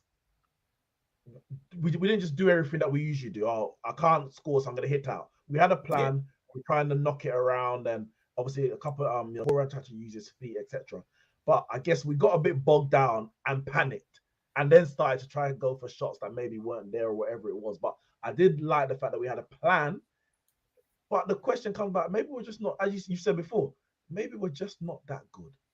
So we can have all the plans in the world, but when push comes to shove, we're not that good. The spinners that we're playing against are not world-class spinners, yet we're struggling to get the ball off the square. And I think there's a lot of work to do as opposed to just, playing, qualifying for the Super 12 and playing some better spinners, whatever. There's a lot of work to do behind the scenes if we're actually going to improve as a team, because the way that they're playing against some of these spinners is it's like amateur cricket. It's village cricket. It's really village cricket. So I think one of the key, another key moment of the game for me was the partnership with Akil and Rockman. Because if we didn't get up to 150, we're out 100%. 100, like 150. I felt, and I said it in my group chat with my brothers. I was like, we can defend this. Like, we've got the bowlers to defend this. The reality is we are the best team in this pool by a small margin, but we're the best team because of the bowlers. Alzari, Jason, Obed, even Akil. We've got firepower. So 150 for me, when we got to that, I thought, okay, cool. Terrible batting performance, but we can do it. If we didn't get that last little innings burst from them too, we would have been cooked, man. We would have been cooked. So that's why I just left the game a bit deflated, because there's so much things that could have gone wrong, but somehow we still got over the line. Yeah, it's. I think those 2 sixes at the end from Rodman gave us the shift in momentum. Obviously, Carl Mayer's opening over nearly killed the shift in momentum, but I think last thing, Neeks, because I'm seeing more people try to add themselves to the live. Now, listen, no one else add themselves to the live in the background, Please, I beg people. But that's Neeks. Final thing. Brandon King to come back in on Friday, and if so, for who? And would you make any other changes? All right, so this is a tough one because I think Brandon King deserves to play. And if it's straight swap, you bring him in for Brooks. That's a straight swap I would do if I had to do that. But I'm still on the Cottrell train. I still think those open, because the ability to kind of use Alzari in kind of freeze, or 2 or 3 areas of the game. You can give him an over or 2 in the power play. You can give him 1 over around the 15th, 16th over, and then maybe the 19th, 20th if it goes that deep. But you can only really do that if you have someone else to bowl in that power play. And I don't want to give it to Kyle Mayers. So for me, Johnson Charles stays. I would bring in Brandon King. The question is, do you bring him in for Brooks or Evan Lewis? That's for me really the only question. But I will still bring in Cottrell. So therefore, if you bring in Brandon King for, let's say you bring in Brandon King for Evan Lewis, I will bring in Cottrell for Brooks, because I think that the first power play is so crucial to any game. And if you can pick up 2 wickets in the first 3, 4, maybe 5 overs, you're setting yourself up for the rest. Then you can bring on, you know, the Odin Smith to get through some overs quickly. You maybe, you know, rush through some overs from Akil Hussain. But those wickets in the third power play are so crucial that I think what is Brooks offering? What are our batsmen ain't offering nothing that a bowler can't do. So you're keeping 10 runs in the team at the expense of a wicket or two in the power play. That's not a good trade-off. So no, when you put it like that, I agree. When you put it like that in those simple terms. For this game specifically, I would bring in Cottrell, bring in Brandon King. I would take out Evan and Brooks. And then after that, you can, depending on maybe the game, the pitch, the opposition, you can rotate. You can, all right, we're going to bring up extra batsman for this game, extra bowler for that game. But I think in this qualifying, we should be looking to bowl out all 3 of them teams. Zimbabwe, Scotland, Ireland. We should be bowling them out before 20 overs, and then you don't need 7, 8, 9, 10 to win the game. And today, we ended up having to go deeper down to like Akil and Odin for a couple of overs, a couple of balls at the end, Odin. But we bowled them out within 20 because we had, because the bowlers did the job outside of Kalmare. So that's the changes I would make. If they don't do that, the only change I would do is King for Brooks, and I would put Lewis to open with Charles. Yeah, I would put Lewis to open with Charles. I think Lewis don't look comfortable at 3. I don't know. No, it's interesting you say that. I thought Lewis wasn't in form in CPL, and I think a lot of people have overlooked this. And I still feel like Lewis has carried over his rusty form from CPL to Australia, but a lot of people don't seem to be talking about that. We basically are picking Lewis on the hype that it's Evan Lewis, and that something good must come because it's Evan Lewis. I don't know where I stand and what to do with him. Well, if you're picking him on that hype, you play him in the position where he's developed the hype. And he has batted at 3 before, I think, in some teams, but he's an opening batsman.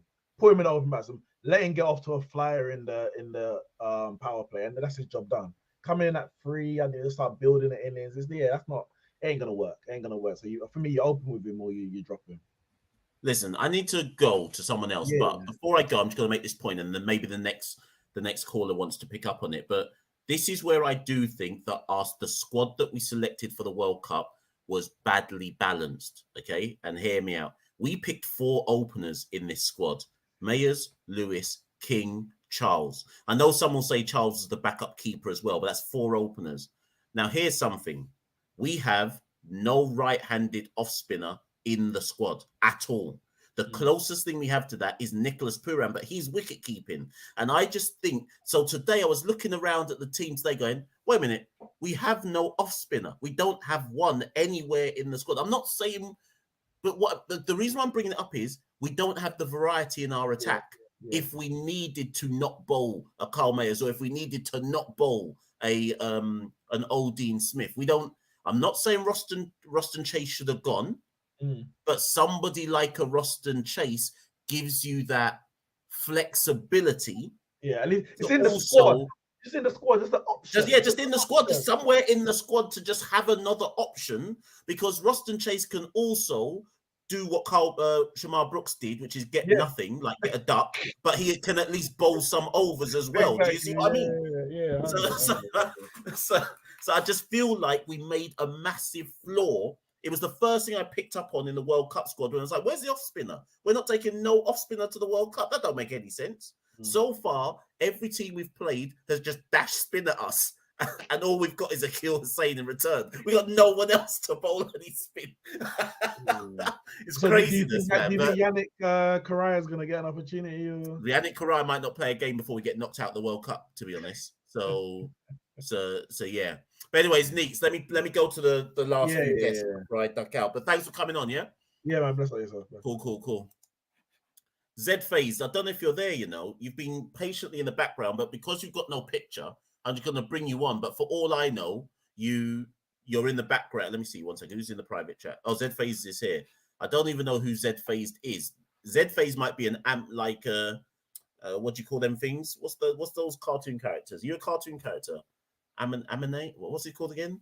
What am I trying to say? Anyways, Z-Face, are you a human? Yeah, I'm a human, man. I'm human.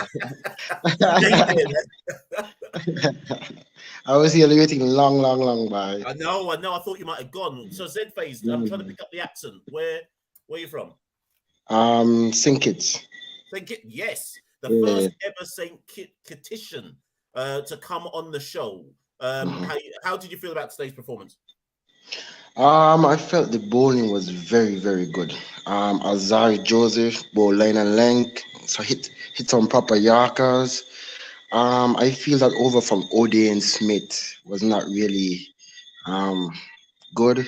Odean Smith, I don't think you should use him in the death arc, even close to the 16th over. I feel Odean Smith, bowl him like in the power play, the first power play, and bowl him no overs after the 12 or 13. Yeah. So then, how many overs would you give Odean Smith in general? 2. I would mix it with somebody else, probably Kyle Mayers and Odean Smith share 2 overs. Probably. So then tell me this: where are you fitting Kyle Mayers' 2 overs in? Probably around 10. Probably 10. No, you could give. No, I don't want him to bowl the first over again. I don't think that's suitable. Probably give him an over after the first power play. Yeah. Like over number 7. Yeah. Okay, I hear you. And I would remove Kyle Mayers from the opening position, because for the past couple of games he hasn't been scoring any runs. I would give Brandon King, if he come back to the squad, the opening position, and Evan Lewis, because Evan Lewis is an opening batsman and that's his role. I think they're doing Evan Lewis where they do Chris Gale for the last World Cup, batting him at number 3. That's pointless. But but that point you're making, then this goes back to the last point I made with Neeks, because this for me, this explains why our World Cup has been so erratic.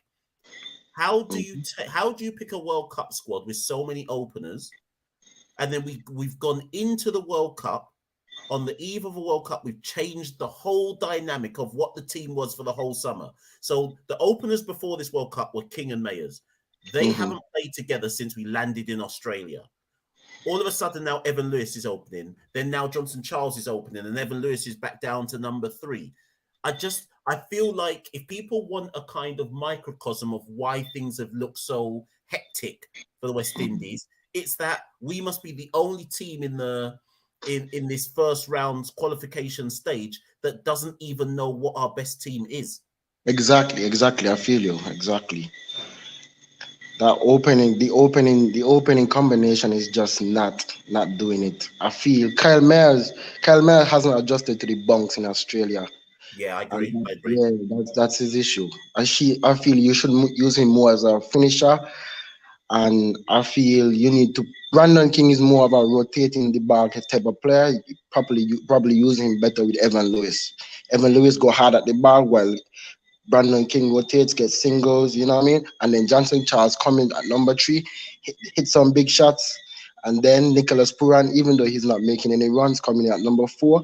Then you got Odean Smith. It's pointless batting at Odean Smith at batting at number 8, number 9. Promote him. You got Ravman Powell there in the middle and Kyle Mayers. Those 3 could be your Pollard, your Russell, and your Narayan of late. Yeah. Do you know what? I hear all that, but then here's the problem. Johnson Charles just opened in this match today and made 45 off 36 or 37. You're saying move Johnson Charles down to number 3, but surely he now has to open again. So we've made a rod for our own backs here. I understand what you're saying, but either Evan Lewis is pointless at number 3. That's what I'm trying to say. But Johnson Charles batting at number 3 is also pointless, because Johnson Charles, Evan Lewis, and Brandon King are natural openers.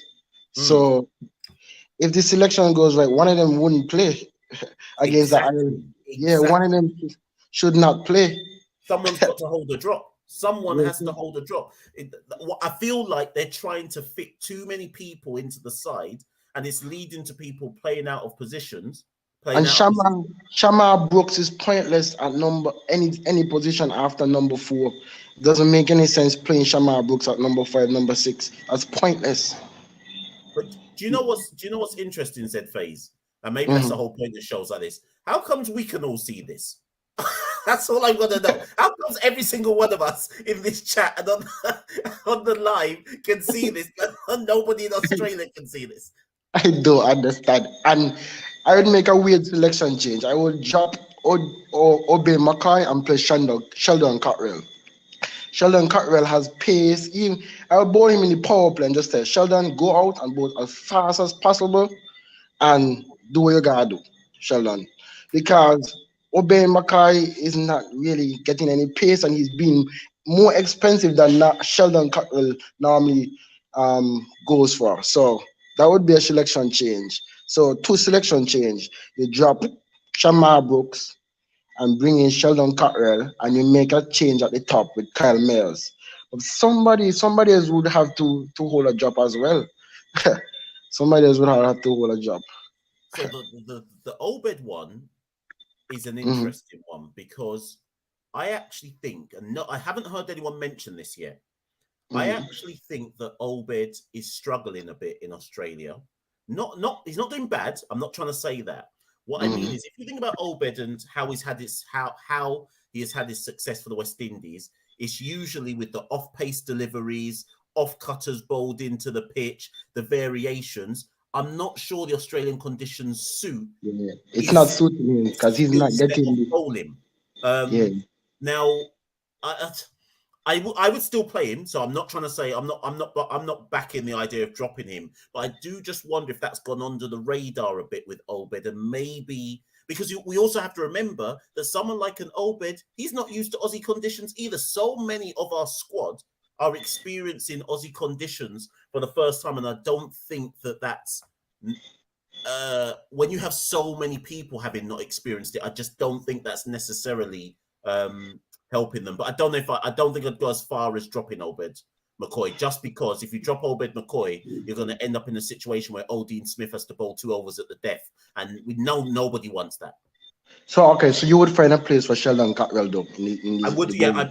I am giving serious consideration to Sheldon Cottrell being in the side for the final game, but I need to think on it before I give a final answer. I need to give myself like a day of thinking about how Sheldon gets in, but I would give serious consideration to Sheldon being considered. And then Brandon King's find himself back in the squad for the Ireland game if he plays, because I hear rain is coming, so I'm not sure if that match would even play. But again, Brandon should be back in. I don't know who he's back in for. I suspect that if Brandon gets in, then Evan Lewis has to hold a drop. Brooks is definitely holding a drop, but I just don't know who Brooks is holding the drop for. So we'll see. But listen, Zed Phased, I've got to move on because I need to finish this. I'm trying to finish this one off before midnight. Okay, good to be on the live, man. Yes, keep up the good job, bro. No, much love, man, and thank you for waiting. I know there's been lots of lengthy chats. Okay, good. No worries. Take care, man.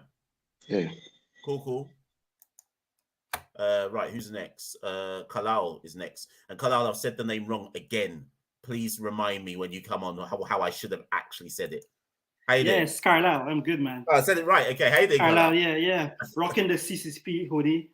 Oh, yeah. It's proper, man. It's proper. You know what? I would have forgotten that you even got one.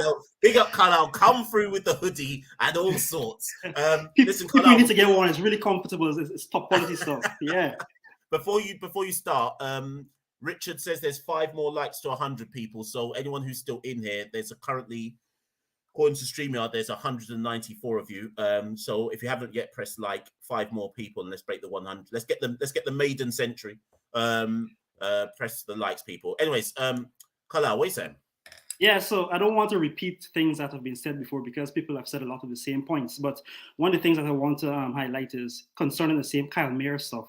So when Kyle Mayers started to go for runs in that first over, the cameras panned to Holder and Alzarri Joseph. and they looked angry, right? So it's like you're saying we're wondering here if people in the team or people close to the team, and I think some of the players are seeing it as well. It wasn't like, you say, oh, my mate is having a bad day or he's having an off day or so, but they actually looked upset that they didn't have the new ball. And I think that's something that should be noted and moving forward, that either Holder or Joseph should get a new ball, because I think they're more suited to that in terms of bringing the intensity up front.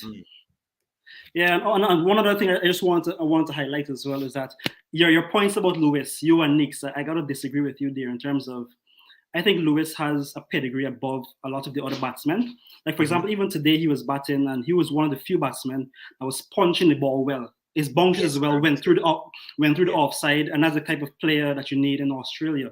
So I think we should stick with him if we go through to the other rounds. I think he's going to come good. So I think Lewis should continue playing. As you said, we've picked loads of opening batsmen and we need to find a way to play them as well. King. So hold on. You know I'm going to have to ask you the question then. Yeah, so yeah. If you're sticking with Lewis, how are you rejigging things for Friday? I guess I need to answer that, but I think I would bring back Brandon King in, right? Brooks has got to go. Because King as well, his style of play suits Australian conditions. And you've got to bat them in the top 4, and Pooran has to come in 5, right? Right. So and initially Brandon King was a mid order. It's such a mess, mate. It's such a mess, right? Yeah. But yeah, I don't know. But or maybe someone needs to make a tough decision and say, all right, sorry, King, you might need to sit out and we continue. But that's a difficult one to call. But I think Lewis, we should stick with Lewis. He has a pedigree. He's shown it in the international level already. And looking at how he's going, he's gonna find his form. He's now coming back into it, and he should stay in the top order there. What is your view on everyone saying, or not everyone, a lot of people saying, bring in Sheldon? Do you think there's a place for him? Bro, so I love how Nick's put it in terms of saying that the extra batsman is giving you the same amount of runs that a bowler would give you, right? So definitely. So I guess I'm contradicting myself by saying bring in King for Brooks, but yet I'm also saying I want an extra bowler, because from the get-go, I was saying it doesn't make sense playing this extra batsman when you've got Odin at the bottom, you've got Holder at the bottom, and Akil's batting is coming up really, really well, right? So I think in the extra bowler would give you an extra set of attacking options. Also, Pooran is saying that we're bowling Mears at the front because of swing. When you've got a swing bowler in Cottrell on the bench, right, who's a bona fide new ball swing bowler. So if that's what you really want, play Cottrell, get him in the team, and use your bowlers to do that. Yeah, and I think I've made reference to this point in probably every video that I've done on the T20 World Cup so far. And you've just said it as well, Kala. You have Jason Holder, Akil Hussain, Odin Smith, and Alzari Joseph. Alzari can hit it as well, yeah. All 4 of them know how to hold their bat. At the moment, we've got them batting 7, 8, 9, 10. That don't make any sense, right? Holder I know he obviously got out for 3 or a duck or whatever it was he got today. But I feel every one of those bowlers or bowling all-rounders, Holder might be a batting all-rounder, can all move up 1 position. And that's why at the moment Brooks's position is redundant, because he's not offering anything. So at the moment, because he's not offering anything, those 4 players are having to dig us out of a hole anyway. So my feeling is almost like, well, they all should be moving up a position then, because the bowling is our strength. I don't know. It's a tricky one. I think we all know that Brooks is out for the final match, but the problem is, how are they going to reconstruct the team? And in many ways, Johnson Charles coming in and being the best bat today has also confused things, because now he can't be dropped. So now we don't know. Knowing West Indies as I know them, they're going to make the conservative decision. And the conservative decision is King comes in for Brooks, and that's just it. Yeah. And they'll just keep the team the same way. I'm just not convinced. I just don't know. I don't know. I don't know. It's going to be very, very interesting to see how they go. You know. Well, that's we're not being paid to make that call, so that's Pooran's and Phil's job to do. So cheers. Yeah. Lastly, before I go to Demo, Neeks made the point that the win didn't really enthuse him per se.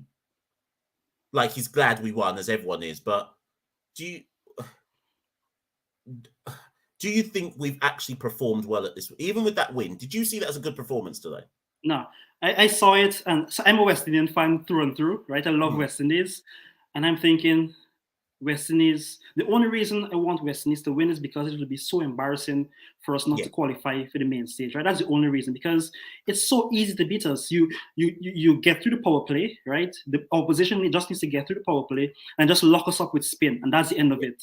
And Yeah. and there's so much better spinners than the other teams that we're just going to lose. We need to somehow find a way to get better at that. So it's really easy to beat us. So it's just going to be. And also I'm thinking that it would be so much easier to watch the World Cup without West Indies, because without the heartache of thinking, oh, West Indies going to play again and they're going to just break my heart again, right? So the win was good. I felt really happy with the win. But looking forward is like, maybe I need to suffer through some more West Indian games to the World Cup. So you've made the point that I'm worried about. Obviously, I want us to go through. But you see, if we go through and I have to sit through 5 matches of us getting licked down by England, Pakistan, do you know how time consuming that's going to be to just take the licks for 5 matches, for 5 matches in a row? So I totally, I think there is that dread in the back of my mind that I don't think we're capable of going up another level once we've gone to the Super 12s. There is this worry in my mind that what we're seeing right now is all we've got. And what you mean. If we make the next round, we're not seeing anything better. Like the highlight will be this. The highlight is potentially beating Ireland, and we have to treat Ireland as if it's our World Cup final, basically. And the Super 12 is just that's just the desserts and the enjoyment part. Yep. Maybe Puran will catch some form and carry us on his back. Who knows? Because he's the one of the overdue. He's overdue for sure. Yeah. Listen, Carlisle, let me bring on Demo and the last Cheers, two man. guests, but thank you for waiting and coming through. Cheers, Mash. No problem. Thank you. Right, Demo people. Let me bring Demo on. Last 2 guests. I've got Demo and then I've got Natural Mystic, and then I am shutting off this live, people. 2 hours maximum this can go. 195 of you still in the live, though. Thank you for everyone who's been listening, whoever's been sharing it, liking, so on and so forth. Let's go. Demo. How you doing, Demo? Yo, what's up, boss? Yeah, I'm good. I'm good. Yeah. So first of all, guys, if we have 200 people here, I want more than 100 likes, bro. Like, Mash is making a lot of sacrifices, staying up late to have this show. Just hit the like button. It doesn't cost you anything. Just hit the like button. If you haven't subscribed, just subscribe. This is great content, and this is therapy for us. We can come here and chop it up a bit. So hit that like button. See, Demo doing a better job of promoting CCP than I do. Thank you, Demo. But yeah, do you know what, Demo? Just start wherever you want to start. Yeah, so here's my thing, right? And Neeks, I respect you. I watch you on Football Terrace all the time. But the way Neeks was speaking is as if, like, we should not be close to these guys, the Scotlands. We should be knocking them out. They shouldn't be facing 20 overs, stuff like that. Boss, we are not that far away from Ireland. We are not that far away from Zimbabwe and Scotland. Like, we are literally basically right there. Like, this is where we're at right now. And I think people have not gotten to grips that we are not far ahead of these guys. Yesterday, obviously, the performance for me is what a typical West Indies performance is most times. Like, we're good in phases. So if we bat well, we don't bowl well. If we bowl well, we don't bat well or feel well and stuff like that. And so we had a tremendous bowling effort to take us over the line. Obviously, I don't agree with a lot of the stuff. And the thing for me is T20 cricket is so fluid that we can't go in with preconceived notions like, okay, Kyle Mayers is the guy who always opens the bowling and we're going to do that. Like, bro, no, like, assess the matchups, assess what happened in the last game, like, just try to do something different and be spontaneous and fluid. Like, for me, after what happened with Mayers in the first game, I personally would not go back with him there. The pitches there are fast and bouncy. Use Alzari Joseph. Like, use him. Like, the obviously the one major key player for Zimbabwe is Raza, and Odin Smith got him after being hit for 6. Like, when that guy was batting, I thought that, like, we're going to lose the game. What if we don't get him out? We're going to lose the game because he's the main man. And for me, I don't think the others that bat in the Zimbabwe team are as technically gifted as him. to play seam ball, and it was obvious. Ajar was roughing them up. They almost step on the square leg toe, like they were just running. You know what I mean? And so for me, I would definitely not start with Mears. I'd use the pitch to my advantage. I think Obed McCoy is very much underrated in terms of how fast he bowls, because he's very quick when he's not bowling the slower balls as well. And he got through a couple of quick deliveries yesterday as well. So it was in patches, and I'm glad that we won. I'm your true optimist when it comes on to West Indies cricket, and obviously I want us to go through, but there's obviously things to work on. And for me, I know that you guys are talking about, you know, who you drop and bring in and stuff. Listen, my mad head take me in a mash, and I am saying, Puran, boss, make Rahman Powell captain, and you sit down and watch the game. I cannot take this anymore, bro. Problem solved. We get in Sheldon Cottrell or Reefa or somebody. Puran just not like, if we're just going to use him to wicket keep, make John Charles wicket keep, and him go sit down. He's not making any runs. So- Reefa can. I'll jump in there because here's the thing. You're right, and here's obviously we all know he's going to play as a captain. Yeah, But I know. If Puran wasn't captain, he wouldn't be in the team. Right? It's ridiculous. If we're all going to be honest, the captaincy is the only thing that's currently saving him. And the problem is, and I love Nicholas Puran as a player. Like, I think he's actually a super talented player, but he's in a slump. He's in a slump, and his captaincy actually is in a slump. That's where I was getting. That's why I was getting. So that's why I said in the comment section I wasn't going to talk about it, because you said you want to save it until Friday, and you have another guest to come on, right? But the thing is, I think it's because of the captaincy why he's in this slump. Like, I think he has too much to think about. Like yesterday, he had a no ball for the field setting that he had. I'm like, bro, who does that? Like, what? Who does that? Like, you can't set the field properly to know that you're not supposed to have that many people outside the circle in a power play. Like, that's ABC cricket, bro. He has so much things thinking about, and I think it's affecting his batting. And so for me, it's controversial, but I would probably, I mean, that's probably far-fetched. It's not gonna happen, but it just came to my head, and I was like, yo, Puran, like, he's not contributing anything. All right. So in reality though,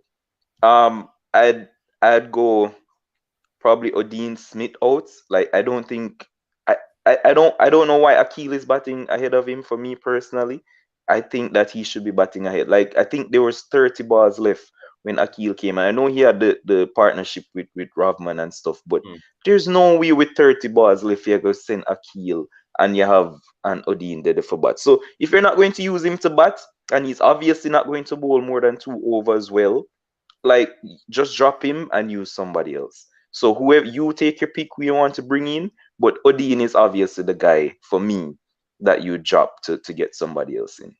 So I don't think they'll drop Odin either, right? Yeah, I know. Because they know that should there be, if West Indies find themselves in a situation where they need 40 from 26, you want someone like Odin Smith still in the up with the ability to come out. I think why Akil went ahead of him, although I agree with you in principle, I think when Akil came in, it was after Holder got out, and it was 101 for 6. And I think they just sent Akil because, in fact, I think they caught Phil on camera looking at Akil, just be like, boy, you need to go out there and because I think like steady the ship. Yeah, basically the point was, Akil, you are the only person left who has the sense to rotate strike now. Odin can blast some 6s, but has he got the sense to?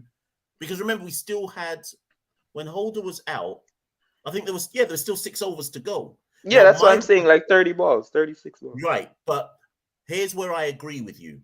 It got to a point in that partnership where I was saying, boy, Akil, I beg you, get yourself out now. Yes, step on your wicket. So I do understand your point, because I was begging Akil to not go into the last 2 overs still, because he hasn't got the hitting power that Odin has. So I almost thought that somebody should have sent out a message to say, Akil, hit a 6, and if you're out, you're out. Because Odin is waiting here, let's give him 12 balls. So I do feel, I get your point. I do understand that. I felt like he'd he'd steadied the ship up to the point that he needed to steady the ship. Then he needed to, Yeah. like, say he was injured, or he needed to just get out to give Odin 12 balls, because otherwise you're wasting Odin's firepower. But this is my thing, Machel. I'm going to leave so you can get the other guy in. All right. I believe like Odin Smith is supposed to be a batting all rounder because he's surely not a bowling all rounder. I believe that he should be capable enough with the bat to go and do what Akil does. Like, he can bat. I mean, I know people don't see him as a batsman or whatever, but with 36 balls left, bro, surely you can go there and bat for 36 deliveries. And that would surely be more beneficial than, I mean, like I said, we won the game and hindsight is 2020 and whatever. And it obviously worked out in the end. But I thought that it was a bad decision at the time to send him ahead of Odin. So for me, I'd probably drop Odin. I'm looking at Cottrell. But the thing is, to play Cottrell and Obed, two left arm seamers at the top, I don't know if that's much variation and whatever. But you take your pick who you want to bring in. But my person is Odin. He's probably the person I'll drop. Oh, and obviously we know Brooks isn't gonna play, so yeah. I think the final thing before I bring in Natural Mystic is that what this does show me, like I said, Deem, I think I want to address this on Friday. Even if we go through to the main stage, I still want to address it. I hope now there are several people around the Caribbean understanding why there were people like me. I think Demo was in the same category. Who said, keep Pollard as captain. I was one of the biggest advocates I was never in the fight down Pollard crew, because I was looking about what happens when Pollard goes. Because as far as I was concerned, there was no one ready to take over after Pollard. And I think, what is it? So Pollard went in March, it's now October, and I think we've been proved right. Nobody was ready to take over Pollard. He needed to go until this World Cup, and we wasted so many months fighting the guy down when there's clearly a leadership vacuum in the Caribbean. In hindsight, maybe they should have given it to Rovman. But the problem is Rovman has never cemented his place in the side. So it would have been a gamble to give it to Rovman, because you never actually know if Rovman's in the team. But I would just say this. It would not surprise me if, I'll keep saying it, Puran will probably step down for me after the ODI World Cup. And then I think at that point, they might want to say ODIs, go to Shea Hope.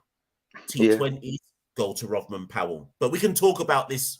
We can talk about this on Friday. So I know you are somebody who was behind that as well. Just to say with the Rovman thing before I leave. I know, like you said, in hindsight and stuff. And he's still young, obviously, and he made a lot of mistakes himself, even in the win to the CPL. You know what I mean? He made his own bad decisions from time to time. So it's not like automatic that he would have done well either. But in hindsight, you can say, listen, Puran, it's not working. But we'll talk about it on the Friday. Big up yourself, like up the stream, guys, and support Mash and the Caribbean Cricket Podcast. Big up, boss. Remember, Demo, you need to bring me on your Sports Frenzy, I'm still waiting for you. Bro, my number changed and I need to hit you up. So I'll message you, all right? Yeah, no problem. All right, cool. Cool.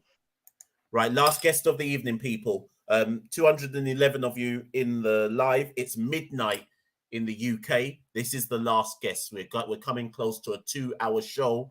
Boy, sports mats don't do this, No other show in the Caribbean does this. Nobody giving the fans 2 hours a talk. Natural Mystic. I don't know who Natural Mystic is. I can see him. I'm about to bring him on. He's waited patiently and he's getting the final words on the live call-in show. Let me bring him in. Yes, Natural Mystic. West Indies shirt and everything. Yes, King. There. You hear me? I can hear you. Good and proper. Yeah, I'm actually the brother of a celebrity. He goes by the name of Nick Sports. That's my little brother. Yes, I'm a brother of a celebrity. I feel good, But yeah, blessings to you for putting on this platform. It's a brilliant platform.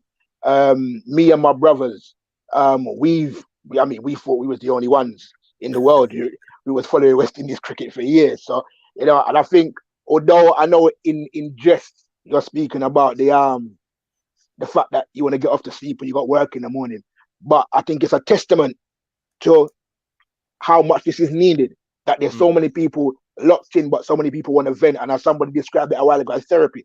Like, we need a whole heap of therapy as West Indies fans. So yeah, that's just a testament to the great work that you're doing.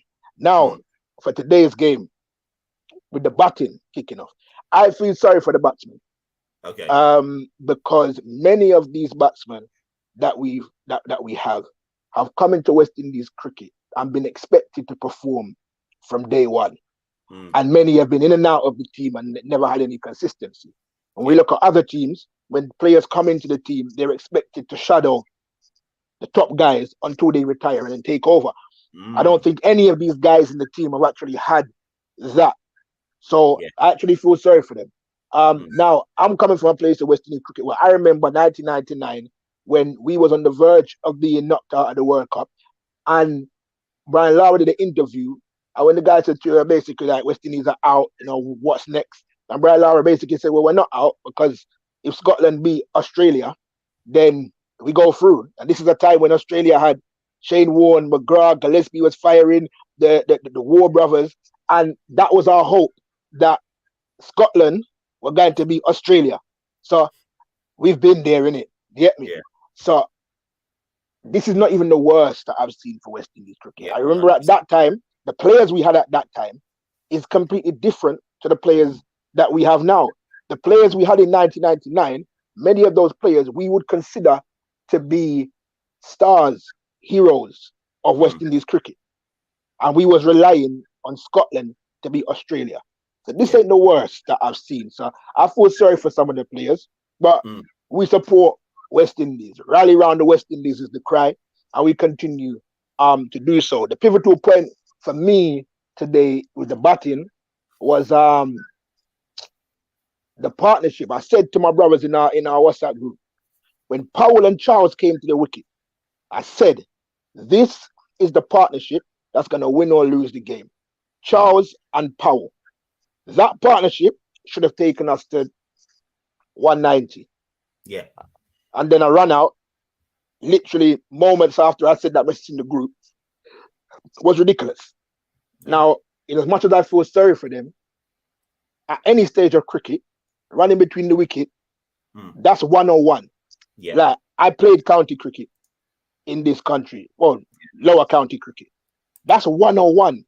We used to run between the wicket, just like as drills with your pads on. You get me? Yeah. So that's something that you're supposed to know. And when you're at the wicket, you're supposed to realize, you know what, we have a pivotal role in this game. You get to what I don't see as much with West Indies is when they come together between overs, serious discussion taking place. How are we moving forward? I don't see that. They touch hand and they look around, they look up in the air. I don't see no serious discourse. All right, here I go now. This is how we're going to approach the next over. I don't see it. And I guess that's learned behavior. Like I said, when Brian Lara's there, when there's a younger guy at the other end, Brian Lara's supposed to come down and have that discussion with him. But when you've got two guys, one who's new and the other one who's been in and out of the team for the last 10 years, who's picking up, you know, that senior role in the team. And I did say in the chat a while ago, this is a serious issue for me. Hetmeyer, Hope, Darren Bravo, Jermaine Blackwood, and there's a few other names that are defeating me at the moment, who should be the senior players in the team. None of them are there. Right. Can I jump in here? Yes, sir. So there's a point that you made, and I was waiting to see when's the right time to, because as soon as you said it, I remembered something. And there's still 214 of you in the live. So people, I want you to take in this story. It's probably still somewhere on YouTube. When West Indies got knocked out of the World Cup last year, about 2 months later, DJ Bravo went on Sportsmax and he did a 1 hour sit down conversation with Lance and George and Maria on Sportsmax, right? Now, Bravo said that he said loads of things, but there was one thing that he said in it, and I don't know if West Indies fans properly took it on board. He was talking about what went wrong at the World Cup last year. And he said at one point in the World Cup, he can't remember which game he said it was after, he said he lost it in the dressing room with Puran and Hetmeyer. At that point, I started listening. He said, Bravo said he lost it at them, and he said he had to speak hard to them. I'm paraphrasing, but he basically said that he said to them, you have been around us senior guys for a long time now. You're supposed to be taking the mantle on.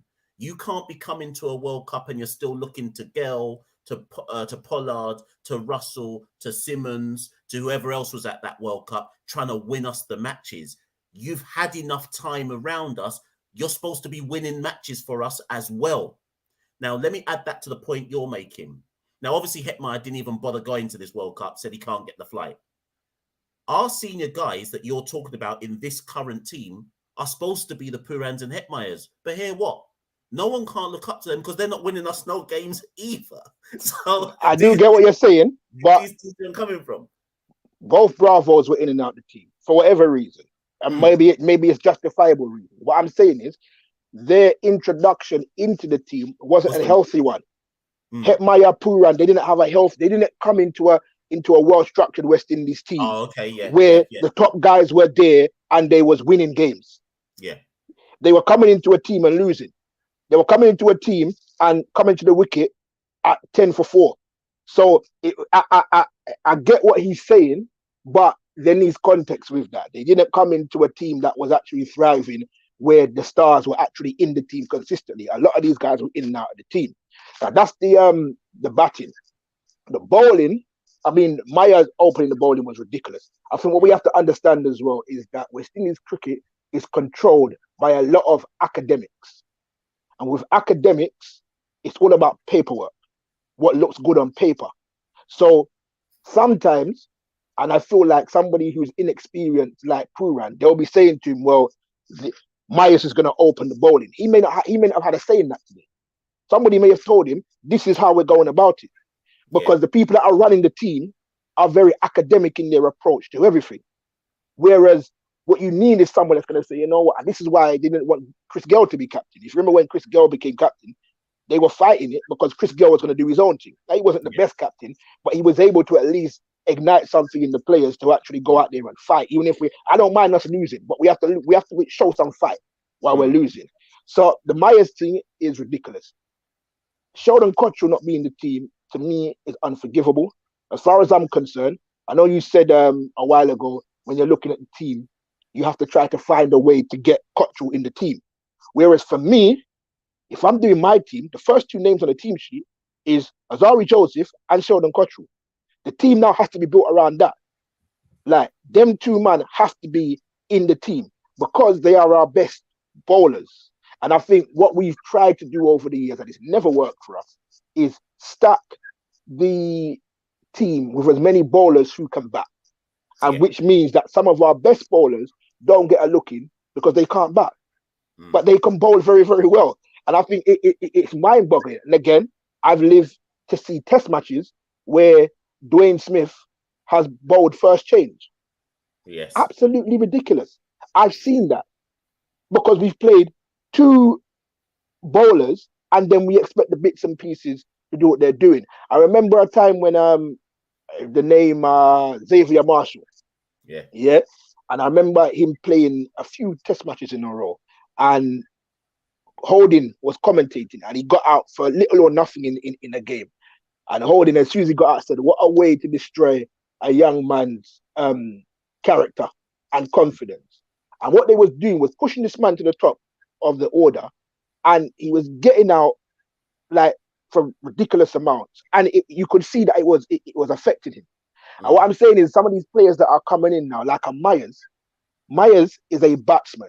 And yes, he's taken wickets for us, but he's taken wickets for us in situations where you've got Holder at the other end, who is being very economical.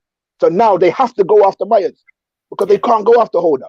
Now you put him up front and expect him, that's destroying his confidence. Now when he goes out to bat now, he's thinking, rah, I've got a bat now, but I'm also going to have to open the bowling. That's not his job. What we need is two frontline bowlers to open the bowling. I don't think he should be opening either. I think he should bat lower down. I don't have an issue. I do like Brooks as a batsman. He hasn't achieved anything.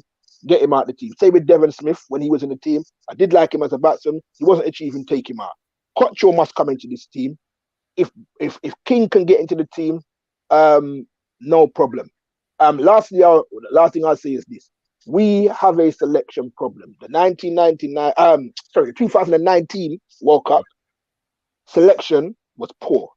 Yep. Absolutely ridiculous. We brought in a number of injured players, and a number of all-rounders, which again is ridiculous, because now the same guys you expect to pick up the bat and score runs are the same people afterwards you expect to go out there and take the wickets. There was a time when we did have like Pollard, Sammy, and Holder all in the team at the same time. It's absolutely ridiculous. We don't need all of those all-rounders. Yeah. The Pollard thing, I think, is important. I was so much against Pollard for years until he became captain, and I saw the influence that he was having on the team. And yes, leadership is an issue right here, and I believe if Pollard was there, one thing you have to say about Pollard is he leads from the front. And if you go out there and you need the run, he's going to stand up there and he's going to bat. He will push himself up the order if he needs to, and he will go out there and bat. If he's not happy with the bowling, he will take the ball in his hand and he will do his best to get the wicket. So yeah, going forward, Cottrell and Joseph must open the bowling. And just to say, you mentioned about Holder. I did see what happened with Holder. He was going to bring on Akil to bowl, Pooran, and Holder had just taken 2 wickets. So my thing is, give him one more over. Let's see what he can do. He came in, bowled a very economical over. Akil bowled the following over and took a wicket. Now, I believe the economical over that Holder bowled allowed Akil to take the wicket in the following over, because now they have to go after the next bowler. And I think this is what we're not understanding. Bowlers don't bowl as individuals. They bowl in packs. They bowl as a unit. Just because this one didn't take the wickets, if they're economical, now we have to go after the spinner. And if we go after the spinner, and I think this is when we're talking about O'Dean Smith, and we're talking about McCoy and these guys, their job are not to be frontline bowlers. Their job is when Cottrell and Joseph have done their bit and softened up the batsmen, we bring them on because we know the batsmen have to go after them.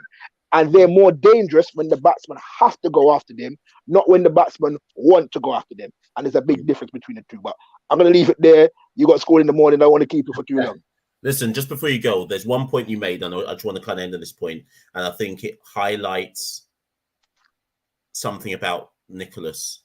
And I just want people to know as well that when he's got to go.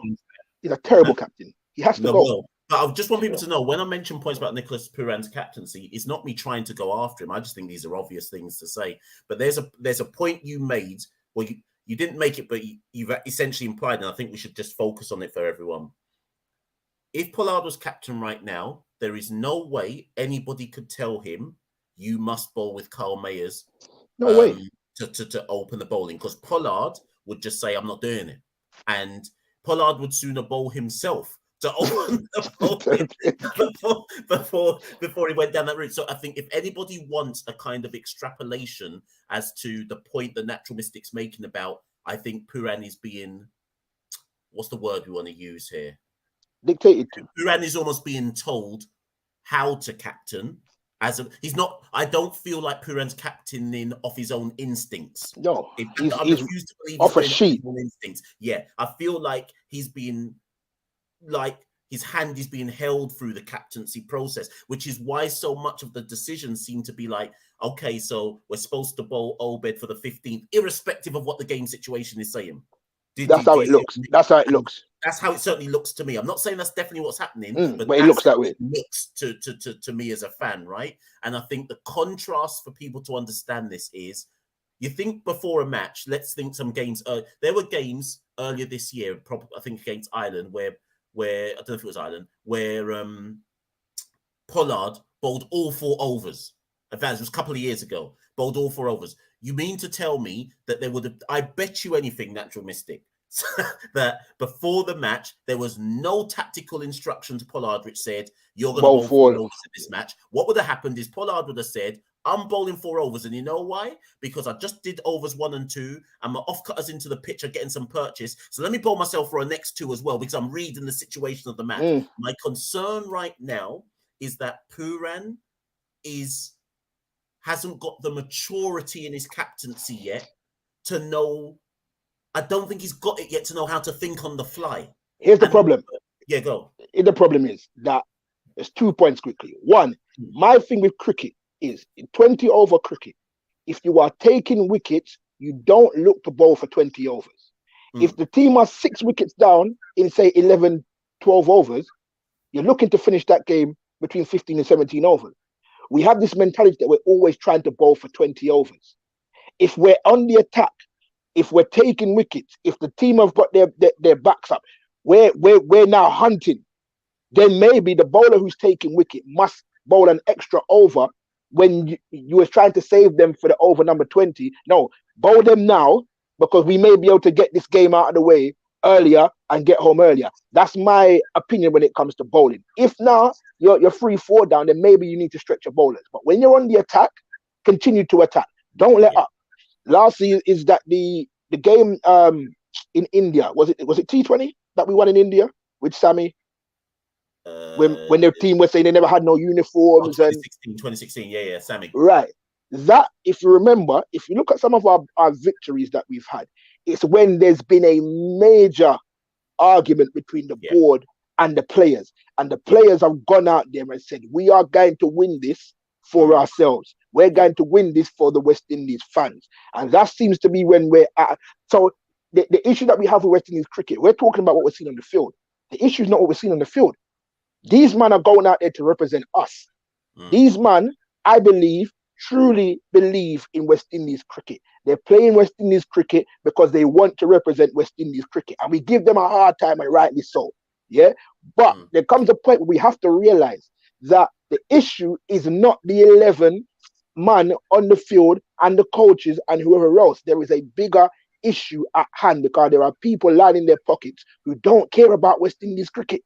As long as their pockets are lined, they're not interested in if we win and if we get skittled out and whatever. I've heard from some sources that when we've been in competitions and we're performing poorly, some of the executives and the big money people are there after the game. They're at the bar, laughing and joking and having a good time, while the players are in their room, probably looking at social media, getting a good old cussing. So we have to realize at some point that yes, we must analyze what we see on the field. We must deconstruct because that's what we're going to do. It's natural for us to do that.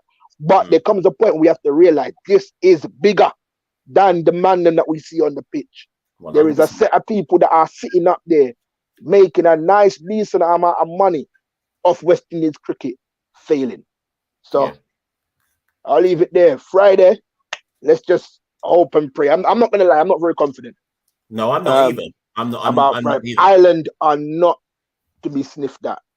Listen, we're about to make Andy Balbirnie and Simi Singh look like they're the greatest spinners in the world, you know. So I wasn't confident today either. I wasn't confident today until Zimbabwe were 97 for 7 or something like that. That was the first point in the match where it's like, we're actually going to win. We're going to win this match. Me and Neeks have a joke here where we say that we're probably the only West Indies fans that will be like in a test match and West Indies are like 9 down and need like 200 more to win in a session. And we're sitting there thinking, well, you know what? If Roach gets a few 4s and and Joseph is able to play a few sweep shots, we might can't get there. And then the last wicket goes and we just get up and walk off. Like, so we're the optimists when it comes to West Indies cricket. So it's a lot for me to sit here and say I don't have any confidence because we might need to chase down 600 to win a test match. And I'm sitting there thinking, well, a good start you never know. I'm just not confident because I know that Ireland, this means something to Ireland as well. Exactly. When you see Ireland play cricket, they're playing for passion. So I'm not confident, but I believe if Sheldon Cottrell is there, he wears his heart on his sleeve.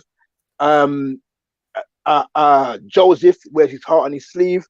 And Smith, in as much as we may criticize, I believe that he's passionate about what he does. He wears his heart on his sleeve. Let's move Myers down the order, get Charles and who to open? Charles and Lewis. I mean, who else is going to do it in it? Charles and Lewis to open. Maybe Myers at 3. But yeah, I just think we need to make some changes in lineup. But I believe if we get off to a good start, I believe if we bat first, we lose. I believe it's a game that we have to bowl first. Interesting. Listen, I'll just end with this though. There are, even in the batting woes we've had, the one positive is both matches we have started well. It's just once it's gone to that middle section, something's gone wrong. So you have the slower bowlers. The slower bowlers. But you have to assume that surely the batting has to click just once. Just once. So the only hope I've got is that come Friday, we get another good start. And by good start, I mean like 50 odd for, like first game was 55 for 1 after 6. Today was 49 for 1 after 6, right? That's solid. That's solid starts, right? If they repeat that, all we have to do is hold our heads in the middle overs, and I believe we'll win. Because the side has enough batting talent whereby if they have enough wickets in the hatch come the back 5, then your Rodmans can start hitting 6s and your Oldine Smith can start hitting 6s. We are yet to put together any batting innings that makes sense. We're yet to put together one. So I'm not confident, but if we put together just one batting performance, we will win on Friday. One partnership. Like one partnership, just one proper one from the top, not from number 6 and 7. If we put a partnership from 1 to 5 together, like personally, I want 60-70 in the first 6-7 overs. Then now we can start to we have to singles. If we watch other teams, they play for singles. If you get 3 singles and a boundary, minimum you're getting is 7 in the over. We don't seem to understand that. Even to the point where quick singles, we bang the ball to the fielder rather than caressing it. The fielder's way out there. Play it slower to the fielder. Let's get 2 rather than 1. But we slap it to the fielder and we run and get a single. Then you see Zimbabwe finesse run there and run 2, sometimes 3. We have to get like the one cricket 1-on-1. We don't have to bang every ball to the boundary. Let's try and turn some 1s into 2s, and not 2s where somebody's likely to get run out. Some comfortable 2s. Like if I see another run out, like that was ridiculous. That could have lost us. If we had lost today, I would have blamed it on that more than and the Myers opening over. But I don't blame Myers for that.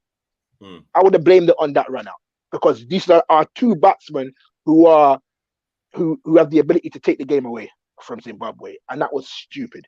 So King, blessings on a Friday.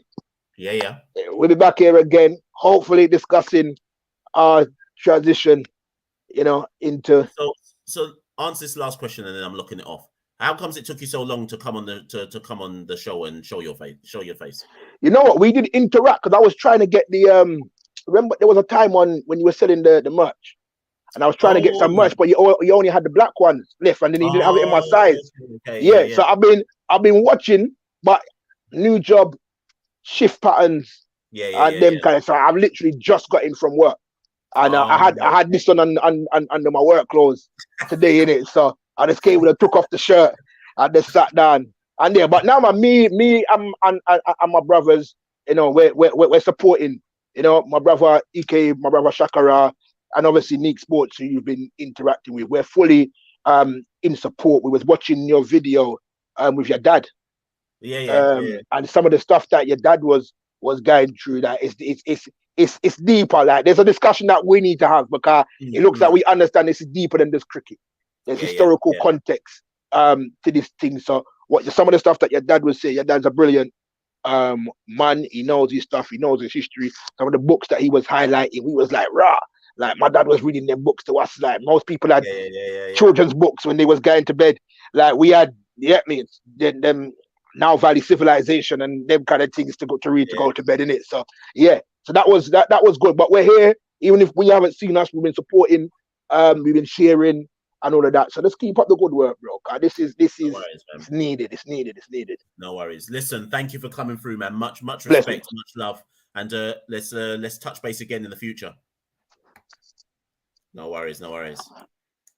Right, people, that is the end of, look at the time, 2 hours and 25 minutes of the live call-in show, people. We'll try and do it again on Friday. I can't get, Santoki's back.